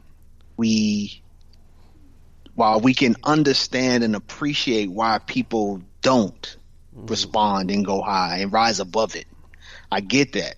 But I think the standard that I want to hold them to though is I'm expecting you to rise above it and be better than that. And and if while I ain't gonna necessarily in one, I can't say one act like that will ever cause me to say, you know what, that dude didn't, I understand it, so it won't indict you for the rest of your life, is what I'm trying to say. I get it. Yeah. But that being said, in that moment, I don't think you was the best version of you. Yeah. I just look at it as that whole situation is a microcosm of, for lack of a better term, shit we let Michael Jordan get away with. By all accounts, and it's just stuff that we know just by tribal knowledge of knowing about the Bulls. Mike was a horrible teammate. He was just the best player. He was a horrible teammate. As far as punching people in the face and he was a horrible teammate. He just happened to be that damn good, Right. Damn near 100% of other players in the league, nobody would put up with that shit. He was a horrible opponent because he got away with shit that nobody else would get away with because he was that damn good.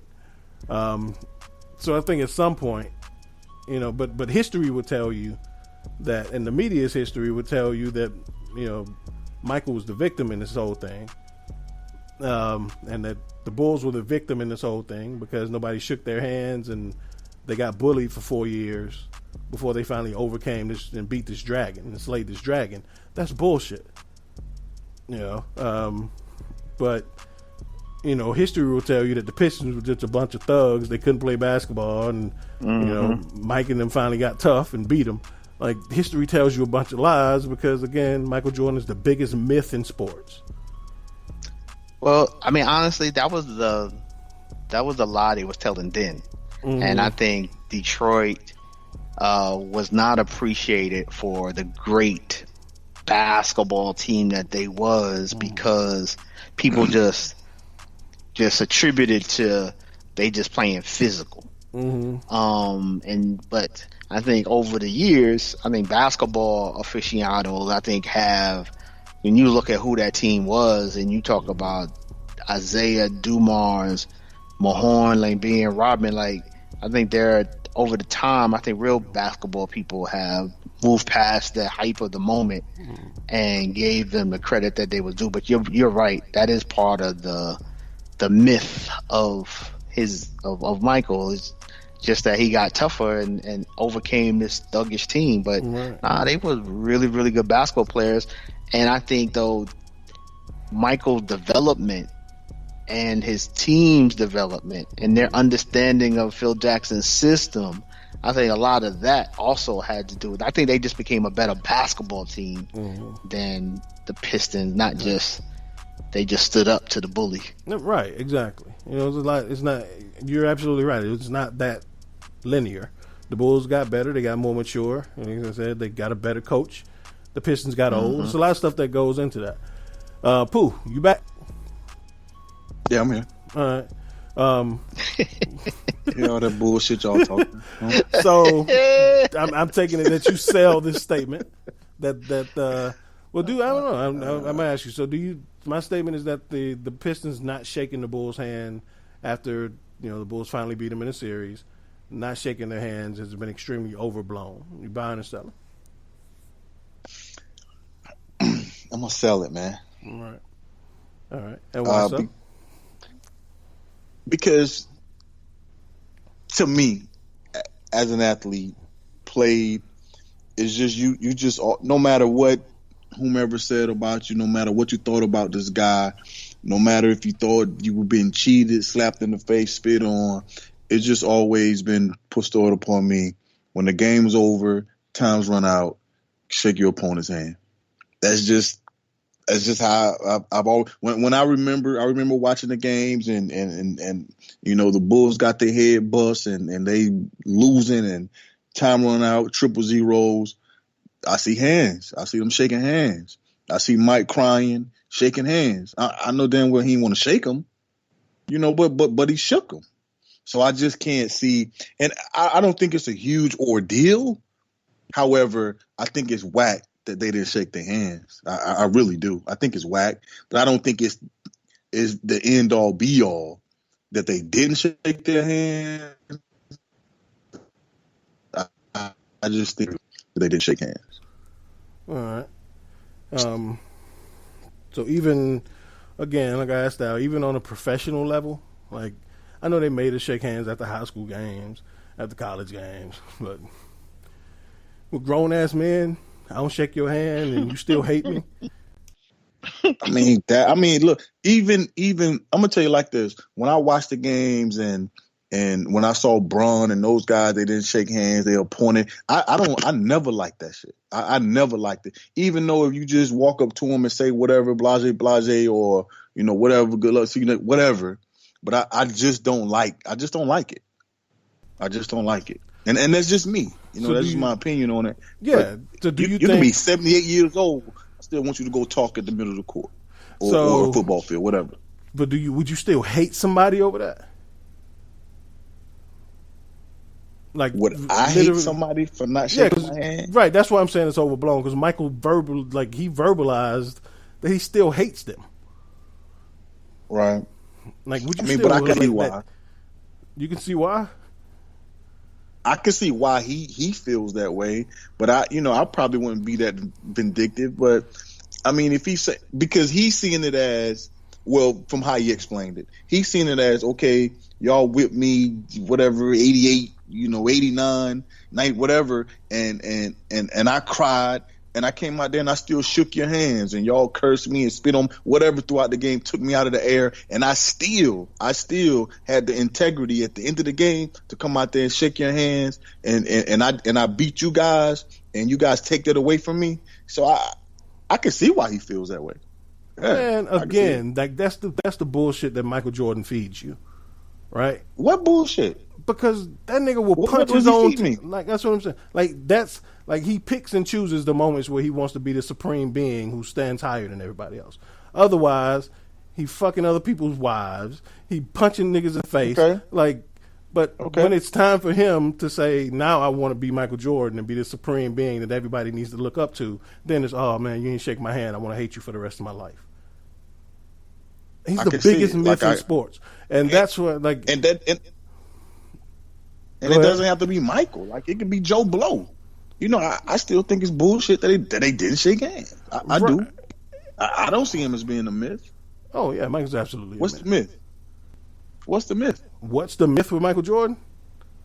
What's the myth? I could start in high school when he got, when he didn't make his varsity team. This whole story about that, that's a myth.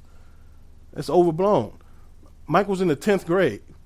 That happens to a million 10th graders. That happens to a million 10th graders every year. They don't make their varsity team. But what's the myth, though? The myth is that it was this like feat, this mountain that he had to overcome. Oh, he got cut from his high school team, and he went on to become Michael Jordan. Like, nigga, that happened to everybody. Everybody gets, like, if literally most 10th graders don't make their varsity team. That's not a story. That's not an accomplishment that you went on to that you had to play JV. Like, what's the greatness behind that? What did he overcome? He turned out to be Michael Jordan. Right, but that's what I'm saying. The kids that got cut turned out to be Michael Jordan. Like, right, but it's not unique to him. I guarantee you, 50% of the dudes that's in the NBA and probably 70% of the dudes who in the NFL didn't make their varsity team 9th or 10th grade year. It happens. That's the like, making your varsity 9th and 10th grade. That's the exception. Right, but that regular dude that somebody thought was not good enough to play on this team turned out to be Michael Jordan, and maybe he wasn't. I mean, right. Shit. He probably wasn't good enough. At the end of the day, I don't see the myth though. But it's a myth because it's not. For one, it's not like. It's not this unique story, and it's not an accomplishment. It's what happens to people. Like, that's like me saying, man, that damn Thomas, boy. I love me some Thomas. Y'all need to read about this dude and put posters of him up on your wall because he changed his son's diaper. That kid's son took a shit in his diaper, and he changed it. But the story is that even Michael Jordan got cut. So I don't see it as a myth, and you're just looking at it totally different than me. All right. I just happen to see Al and Pooh as the greatest fathers I know in my life. Y'all two of the greatest fathers I know. But if somebody came to me and said, "Yo, Al babysitted his kids the other day," I'm like, "They ain't babysitting nobody. Them his kids. Like, they ain't no story." Right. Pooh changed his son's diapers. Whoop-de-damn-do. Like, that's his son. A 10th grader got cut by a high school team? Fine. That's what happens to 10th graders. Like, I don't get it. So, to me, you ask what's the myth, that's where it starts. Secondly, we can go all the way through college, Michael Jordan was not, like, even now, they took a poll, it was a month ago, and Michael Jordan was named the greatest college basketball player in history. We know that's bullshit. Okay. Because the myth that comes attached, anything that has Michael Jordan attached to it, we've been trained to say, "Oh, it's Mike. He got to be the best. It's got to be Mike." I mean, I didn't see Michael. I didn't see Michael as a freshman, but Man, I'm gonna go back to the sophomore. He got cut from his varsity team his sophomore year. Then he went on to be named the best freshman in college football 3 years later. That I don't know. Is that such a myth, Al? Though? You know what? We ain't gonna go back to the myth part. Okay, but this is just a continuation of the myth. like Naismith Player of the Year. What? I mean, I don't know. I So, mean, if I had to I'm say just gonna that flat I've out seen ask the best you college then. football player that basketball player that I've seen, I'd probably say Tim Duncan or Joe Smith, probably. But that's what I would say. Right. So you mean to tell me, and this ain't even the people that we know are better than Tim Duncan and Joe Smith in college. We already know, especially Joe Smith, and great as he wasn't Kareem, Lou Alcindor. He wasn't Bill Walton. Right. He wasn't Isaiah Thomas. Yeah. So, like, I could attest to that. Michael Jordan might not even be the 10th best college basketball player in history. I don't know, man. That's absurd. I can't say he couldn't. I can't say that he is, and I can't say that he isn't. Was he the best? I can't say that it's flat out. Was he the best college basketball player in history? I mean, Jay, I don't know. Man, I would have to say. I would have to say that I've seen. I don't know. How can I say? Is your bullshit meter going off right now? Wow, Al, can you say that though? It ain't no damn. Al there? Yeah, Al laughing. Get off mute, Al. Can you hear me? We hear you. Can you Al, see me? Yeah. I'll ask you. Yes, I want to see your face, Jens. So right now, can you tell me, is it not absurd that Michael Jordan is considered the best college basketball player of all time in this recent poll? Yes, I think it's absurd. And that's my point. It's because we've been even people that voted on that who never saw him play, that never did any. They didn't do any research. They have no historical perspective. They just gravitate to Michael Jordan because that's what we've been trained to do since we was 10 years old. But how is it absurd though? That's what I want to know. How is it absurd for and it was would ESPN? He be like, I mean, if you really thought about it and really did the research, would he fall into your top 20? Right. And this is ESPN. It ain't like this is like some random like media outlet. ESPN actually did this. So you guys are saying by statistics? I mean, is that what we're going with? I mean, because I don't see how you guys say that he. Huh? I would say by any standard you want to go right, by. that's what I'm saying. I didn't say statistics, but that's included. But by all measurements, Michael Jordan ain't even. That's what I'm saying. Is he? It'll be a stretch to put him in my top 10. I can't see how you always say that though. I think a lot of that had to do with the school he went to, the system he played in, and all of that. But I think when you really look at the careers that some of these people have had, I bet you in college per se, I would be shocked if he fell in my top 20. Right. I can't see how y'all could say that he isn't. I mean, I just can't see how you could be so decisive. I mean, I take it back. I wouldn't say if I go with the players that I've seen, I would say Tim Duncan or Joe Smith in college. But if I go by the numbers and what I've read, and I'm gonna say Pistol Pete. So even that's what I would say, Pistol Pete. Okay, so even off the people that we've seen play in our lifetime, like I can name Tim Duncan, and I'm saying greatest of all time, not best dunker, like not skill set. I'm talking about greatest of all time, right? Right. Tim Duncan, absolutely. Right. Christian Laettner, absolutely. Okay. Right. Like Shaquille O'Neal, I would say he was a greater college basketball player than Michael. Alonzo Mourning. Okay. And this is just off the top of my head. Like it ain't even. Tyler Hansborough might be a greater college basketball player than Michael Jordan. Okay. I just can't see how you would say that. I just can't see how you guys could be so definitive when you didn't see it. That's all. That's all I'm saying. We didn't see. I'm not saying he was. I'm not saying that he was. I'm just saying how can you be so decisive? Because I didn't start watching basketball, and I didn't start like I have benefit of like actually knowing college basketball and doing, whether it's for purposes or whether it's casual, doing my own research about anything I'm interested in, right? And sports is one of those things that we're interested in. You know good and goddamn well Michael Jordan is the greatest college basketball player of all time. If it wasn't Michael Jordan, you'd be sitting here saying, nah, man, ain't no damn way. No, but bro, I wouldn't. I would say I don't know, but I would say what I think.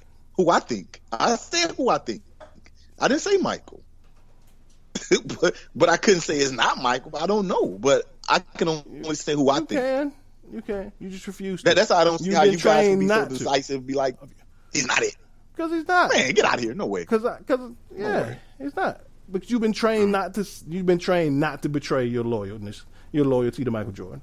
You've been trained. I get it. No. Yes, I get it. Bro, that's not it. I'm just telling you who I think it is. And I'm saying even out of research, I'm gonna say who I think it is. Man, but I'm not gonna say, it's not him because right. I don't know. All right. Well, I'll just end this part with because me saying Pistol Pete doesn't mean I'm right. That doesn't mean I'm right. It means I can only go with my point of view. Well, you just said you ain't never see him play, so it's not your point of view. It's just the dude you choosing to throw out there. All I know is every historian, every analyst agrees with the point that Michael Jordan's not the best. Like when you read the responses and the reactions to that vote, everybody thinks it's a joke. So maybe it's I get that part. I get that part. Maybe it's the people that actually get paid to do it. I don't know, but all of us agree. Who's the best dunker in NBA history? Right, to me, that's a rhetorical. I like Vince Carter. But, right, but we've been trained to think that it's Michael Jordan. We've been trained to think Mike may be, luckily, the top 3. I'll give 3, but I don't. I mean, I can't see why. I don't see why you say luckily, but I mean, I can see top 3 because because it goes like ain't nobody non-biased, and I get that you're biased. I get it. We're all biased about things. We are. So, are you saying you're not biased in the Michael Jordan conversation? I'm biased as fuck in Michael, but I'm logical. I'm a real guy. Of course, I'm biased to Mike, but I'm gonna let you know where I stand. But I'm gonna let you know what's real is real. Either you're biased or you're not. I ain't say you had to explain it. What I'm saying, my loyalty's to Michael. But if it's not Michael, I say it's not Michael. Who's the best dunker in basketball history? Who's the best dunker? I said Mike's top 3. I ain't asked you that. Bruno. I probably would say Vince Carter. Vince Carter. I probably would say Vince Carter. Then I probably would say probably Dominique, then Michael. Okay. Or maybe Sean Kemp. Then and I'm talking about in-game dunkers, not dunk contest. In-game dunk. Yeah, I'm talking about in-game dunk. Okay. Yeah, I just want to make sure. Yeah, you can't. Don't take it away from Mike now, but I would say that. Yeah, I mean, I ain't gonna say dunk contest because he even robbed Dominique in one of those. Yeah, he did. Yeah, he did. Well, he didn't. The judges did. Yeah, but because they couldn't, because it was in Chicago and they had come on, man. Right. We know. But I'm saying he didn't do the robbing. They robbed Dominique. And the myth of Michael Jordan robbed Dominique. Yeah, because that was wrong. That was wrong. Man, that's what. So you ask why is he the biggest myth in sports? That's just tip of the iceberg. There's a million other things I could go in on, but Michael Jordan's the biggest myth in sports. As great, I ain't saying he's not great. Michael Jordan's the greatest. Like he's so great at what he does and what he did. This is why he's able to do that and why we have these debates. But he's still a myth. Don't see it, man. But yeah. We can agree to disagree. Yeah, absolutely. You're just wrong. So we so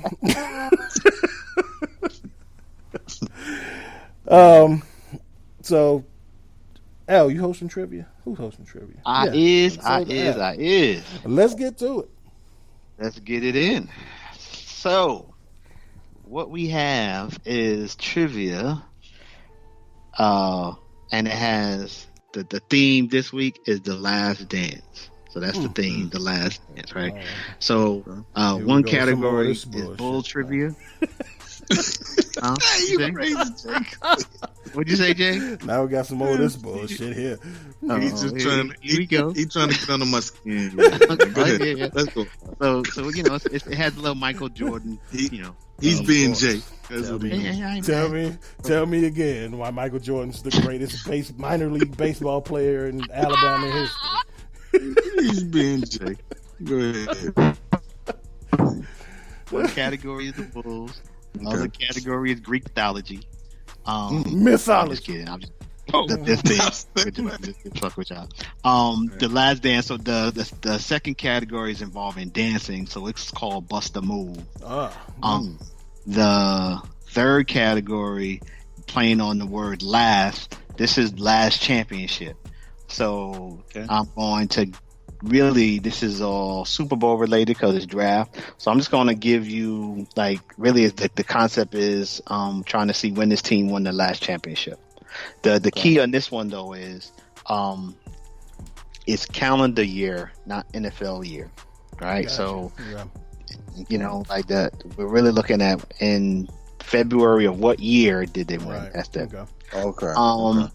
Then it's some Jordan trivia. And that's it. So 5 questions in 4 categories. All right. There's one extra point question, and it's actually a triple point question. You can get an extra 1, 2, or 3 points depending on how you answer it. So that's got to be one of the Michael Jordan questions. It's one of the Michael Jordan questions because give him as much blown information. So and stuff. Mike had more points than anybody in this trivia. Mike had more points and more questions than anybody in this trivia. All right, so it's Bulls, Bust a Move, last championship, and then Jordan. All right. Okay. All right. 1, 2, 3, 4, 5. I'm sure you didn't win last time. Damn, I wasn't gonna say that. I was gonna say who go first, but I ain't know. I was gonna say we're gonna let who go first. We're gonna change it up. We're gonna change it up. See if that can mess up the Nick streak. So go ahead, Pooh. Where you headed? Let me get Bulls for 3. Bulls for 3. So Dennis Rodman joined the Bulls 1996, and they won 3 titles. What team did he come from before Chicago? I think it was the San Antonio Spurs. That is correct. 3 for Pooh. What you got, Jake? What are the point levels again? 1, 2, 3, 4, 5. 5. Okay. Oh, 5.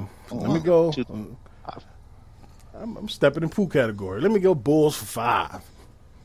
Man, Bulls get out of here. 5. So this former Utah Jazz coach was once a standout for the Bulls in their early years of existence. Jerry Sloan. That would be Jerry Sloan. Okay. Bulls for 4. Bulls for 4. This New York Knick enforcer in the 90s started his career as a Chicago Bull. Charles Oakley. Be the Oak stuff. I'm about to get on you like y'all get on me and Scott. That's the 4. That's the 4. That's the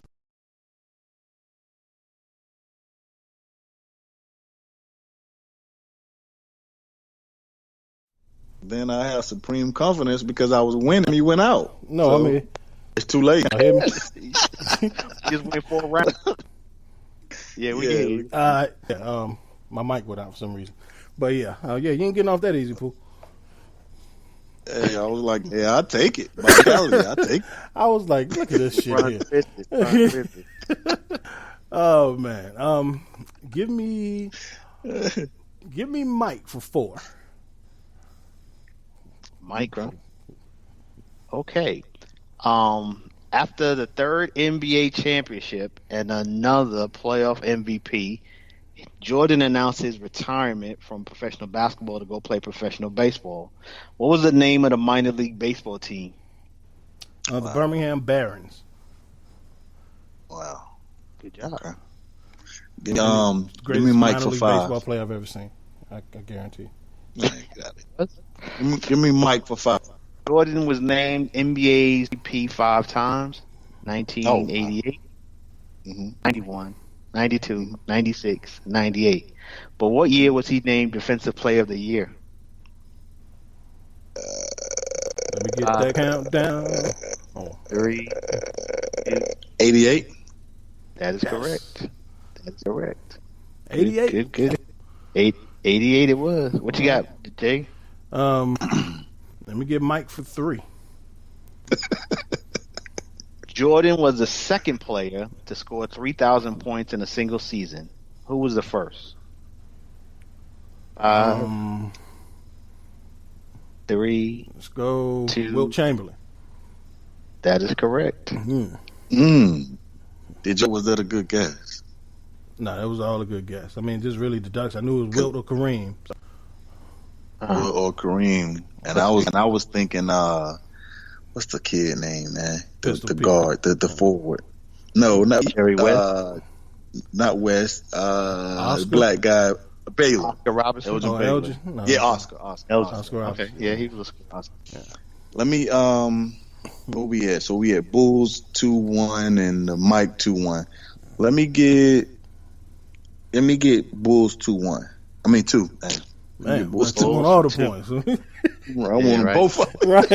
This hometown hero joined the Bulls in 2016-17 to play alongside star Jimmy Butler. Led the Bulls back to an opening round loss in the playoffs. Who was that guy? Dwayne Wade. That would be D. Wade. He was done. Greatest Bull of all time. Oh, what you got, Jay? Let me get Mike for 2. Mike for 2. Okay. This is the triple point question. I knew it in my heart. Okay, so you get 2 points if you answer the question right. Mm-hmm. And then I'll explain the next question. I'll explain the extra points if you get the question right. So first question is, Gotcha. How many times did Michael Jordan retire? 5, 4, 3, 2, 3. 1. But from 3 the is NBA? answer. From From the NBA, Jay, yes. Yeah, 3. Now the question for the triple point, Mm-hmm. give me the years he retired, and you'll get a point for each one. Oh, man. 5. All right, so first one was after the 96 season. Okay, that's wrong. Okay, well, that's it. Wrong. That's it. Well, 93, 99, and 02. okay. Hey. 93, 99. Yeah. Yeah. Uh-huh. All right. So You got 2 for that. Okay, okay. All right, Pooh, which way you headed? Me, Mike for 1. Mike Fun. Okay, so Jordan grew up in Wilmington, North Carolina, but what state was he born in? State was born in New York. There you go. You got your 1 point. Yeah. And Jay, where are you going? Bulls for 1. I'm taking Pooh out of all his elements in that category. Who was the first Bulls Rookie of the Year? This is the one? 4, 3, 2, 1. Reggie Theus. No. We ain't gonna give you that. Well, who'd you say? Reggie Theus. Who? Reggie Theus. What did he say? Oh, Reggie. Oh yeah. Damn. Shout out to Reggie Theus. No, it was Michael Jordan. Oh, okay. That's what I was. All right. That's why I was the 1. Yeah. 5-1. Okay. All right. So that kills the Bulls category. And now that it's kills winning time. And that kills the Jordan category of the last dance team. And we have a tie of 15-15 going into the second round. Second part of this game. Okay. So, okay, Pooh, you got Bust a Move, 1, 2, 3, 4, 5, or Last Championship, 1, 2, 3, 4, 5. Okay. Dang. Bust a Move sound wild. Let me try Bust a Move for 3. Okay. So this dance became popular in the 1980s. It looks like dancer is running in place. It became most popular when Janet Jackson performed it in the music video Rhythm Nation. 5. Got running in place. The Running Man. That would be the Running Man. Let's go. All right. Let me go last championship for 5. Denver Broncos won the last Super Bowl in what year? Oh, shit. 5, 4, 3, 2, 1. 98. That would be wrong. 2016 with Peyton Manning. Oh, Peyton. shit. Remember I forgot Peyton? about that one. Yeah. Peyton Manning. Okay, Yeah. William Pooh. Bust a move for 5. What's the move for 5? This dance is performed to the song Electric Boogie, which was first released in 1976. But it was a 1989 cover by Marsha Griffith that propelled it back into the nation's consciousness. Now it is a favorite at weddings and old school dances for its simplicity. The Electric Slide. That would be the Electric Slide. That's 5, man. Hey, all I got is you should have picked it. That's all I got to say. You should have picked it. Who's next? JR, what you got? Oh, man. Let me go last championship for 4. Okay. The Cowboys won their last Super Bowl in what year? 5, 4. Shit. Cowboys 96. That is not correct. It was 1994. What is it? 4? 1993 NFL season, but it was in 94 February for that. Damn, what was that? Damn, I time ago, remember. man. Yeah, I remember. Oh, wow. Hold up. Y'all didn't. Ho. The last Super Bowl was 96. Y'all beat us. In 94.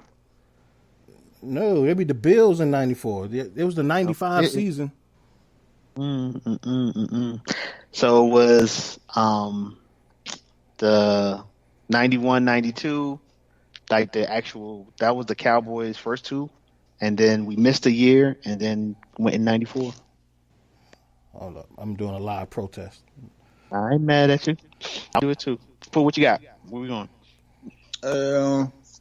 Let me see. Man, Bust a Move been good to me, man. Let me get it for 4. For 4. So this is a song by Digital Underground released in 1990. It introduced to the world a court jester-like figure who only wanted to dance to his heart's content. What's the name of it? Humpty Hump. The Humpty Hump. Yes, sir. Doing the Humpty Hump. Okay. Right. Looking at the list of Super Bowl champions. I'm looking the Dallas Cowboys, January 28th, 1996, beat the Pittsburgh Steelers in Super Bowl 30, 27-17. Okay, I gotta look it up too. Hold on. We accept all challenges. I'm looking at it too. Yeah, it said 96. I'm looking at it right now. Super Bowl 30, 96. We'll give them points. Typos. I'm not Donald Trump. I'll admit a typo. Hey, the Super Bowl was in January? Yeah, they used to be in January. Yeah. Okay, so you got your 4. I don't even recall that. 27-19 is the score, though. But I give you your 4 points. All right. What's left? It's on me. It's on you. You got. That's why I'm losing, man. Pooh getting double questions and back to back. I'm getting point stricken. Like, man. Hey, correcting the record though. We are correcting the record. The fix is in. I got 2 questions before you got one. You wild. But for real though, what's left? You got Bust the Move 1 and 2, and you got Last Championship 1, 2, and 3. All right, we get Last Championship for 3. Steelers won their last Super Bowl in what year? 5, 4, 3, 2. 2007. 2009. Oh yeah, 2009. Damn. Pooh, what you got? I'm pushing them back 2 years like you do with the Cowboys. Yeah. Hey, give me the Bust a Move for 2, man. It's good to me. It's been good to me. Traditional Latin American dance became real popular in the U.S. when Latin American celebrities like, hey, Desi Arnaz starred in some Latin American themed Hollywood musicals in the 40s. What's the name of this dance? Bro, I don't know, but I'm gonna say the salsa. That would be incorrect. The conga. Or conga, the tango. I knew. Conga. Okay. Conga. All right. There you got Bust a Move for 1 and the last championship for 1 and 2. Last championship for 2. The Bears won their last Super Bowl in what year? The Bears, calendar year 86. That is correct. Okay. Let me try one of these, man. Give me the last Super Bowl, whatever it is for 1. Last championship. Patriots won the last Super Bowl in what year? Ooh. 5. Patriots, 2008, 19. We'll give you that. Okay. And then today, the number 1 for Bust a Move question. This dance gives the illusion that the dancer is somehow gliding backwards. Ooh. Years after being popular in the hood, Michael Jackson did it for the first time while performing his song Billie Jean in 1983. What's the name of that dance? And this should have been the 5, but it's the moonwalk. As soon as I said that they're somehow gliding backwards. Right. That was it. So, my tally is, JR, you got 22, and Pooh, Streak Buster. Yeah. Streak is over. Man, there you go. It's hard to beat, man, when folks taking points away from you mid-game, man. Hey, like you said, Michael Jordan got special treatment. So right. Michael Jordan's get special treatment. Pooh, just know I'm virtually shaking your hand right now. Me when you all your life. Right. All my life I had to deal with people not shaking my hand. Jay, y'all already called me a bully. Jay, nothing but a bully. I hate him. Man. So I'm shaking your hand. Good guy. Appreciate it, man. Oh, man. Feel good to be back on top, man. Right. Well, shit, man. Good. You did win. So what's your parting shot, man? What you got for me? Got this weight off my shoulder, man. I just feel such jubilation right now, man. Feel like this boat off my shoulders. Y'all don't know how I feel. They don't understand how much of a competitor I am. And because I hate to lose more than I love to win. If that makes any sense. Hey, but parting shot, man. I had a great time. Appreciate the show. Early show. Wonderful idea. Everyone out there, stay safe. Stay safe. See you when we see you. Peace. No doubt. Al, what's good? What you got for me? Man, I'm going to echo what Pooh said. Just great show. Love the energy. Priority number 1, stay safe. Stay safe. So, see y'all next week. No doubt. Yeah, of course, echoing those sentiments, stay safe.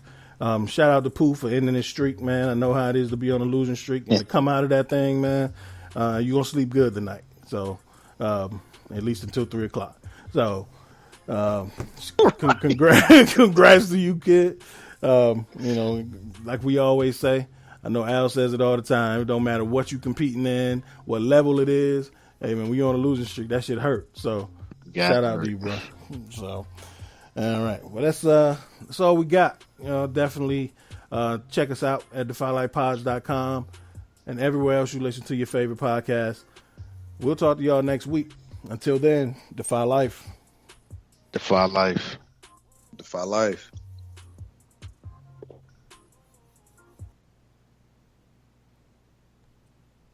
We're told that greatness is exceptional when it should be expected. You choose every day to live your life intentionally, without apology for how bright your light may shine. So go be great. Go be brilliant. Go be you. Go defy life. The Defy Life movement is one that speaks to each of us in its own way. Defy Life gear speaks to us all by reminding us that one size does not fit all. Visit defylifegear.com to get fitted for greatness.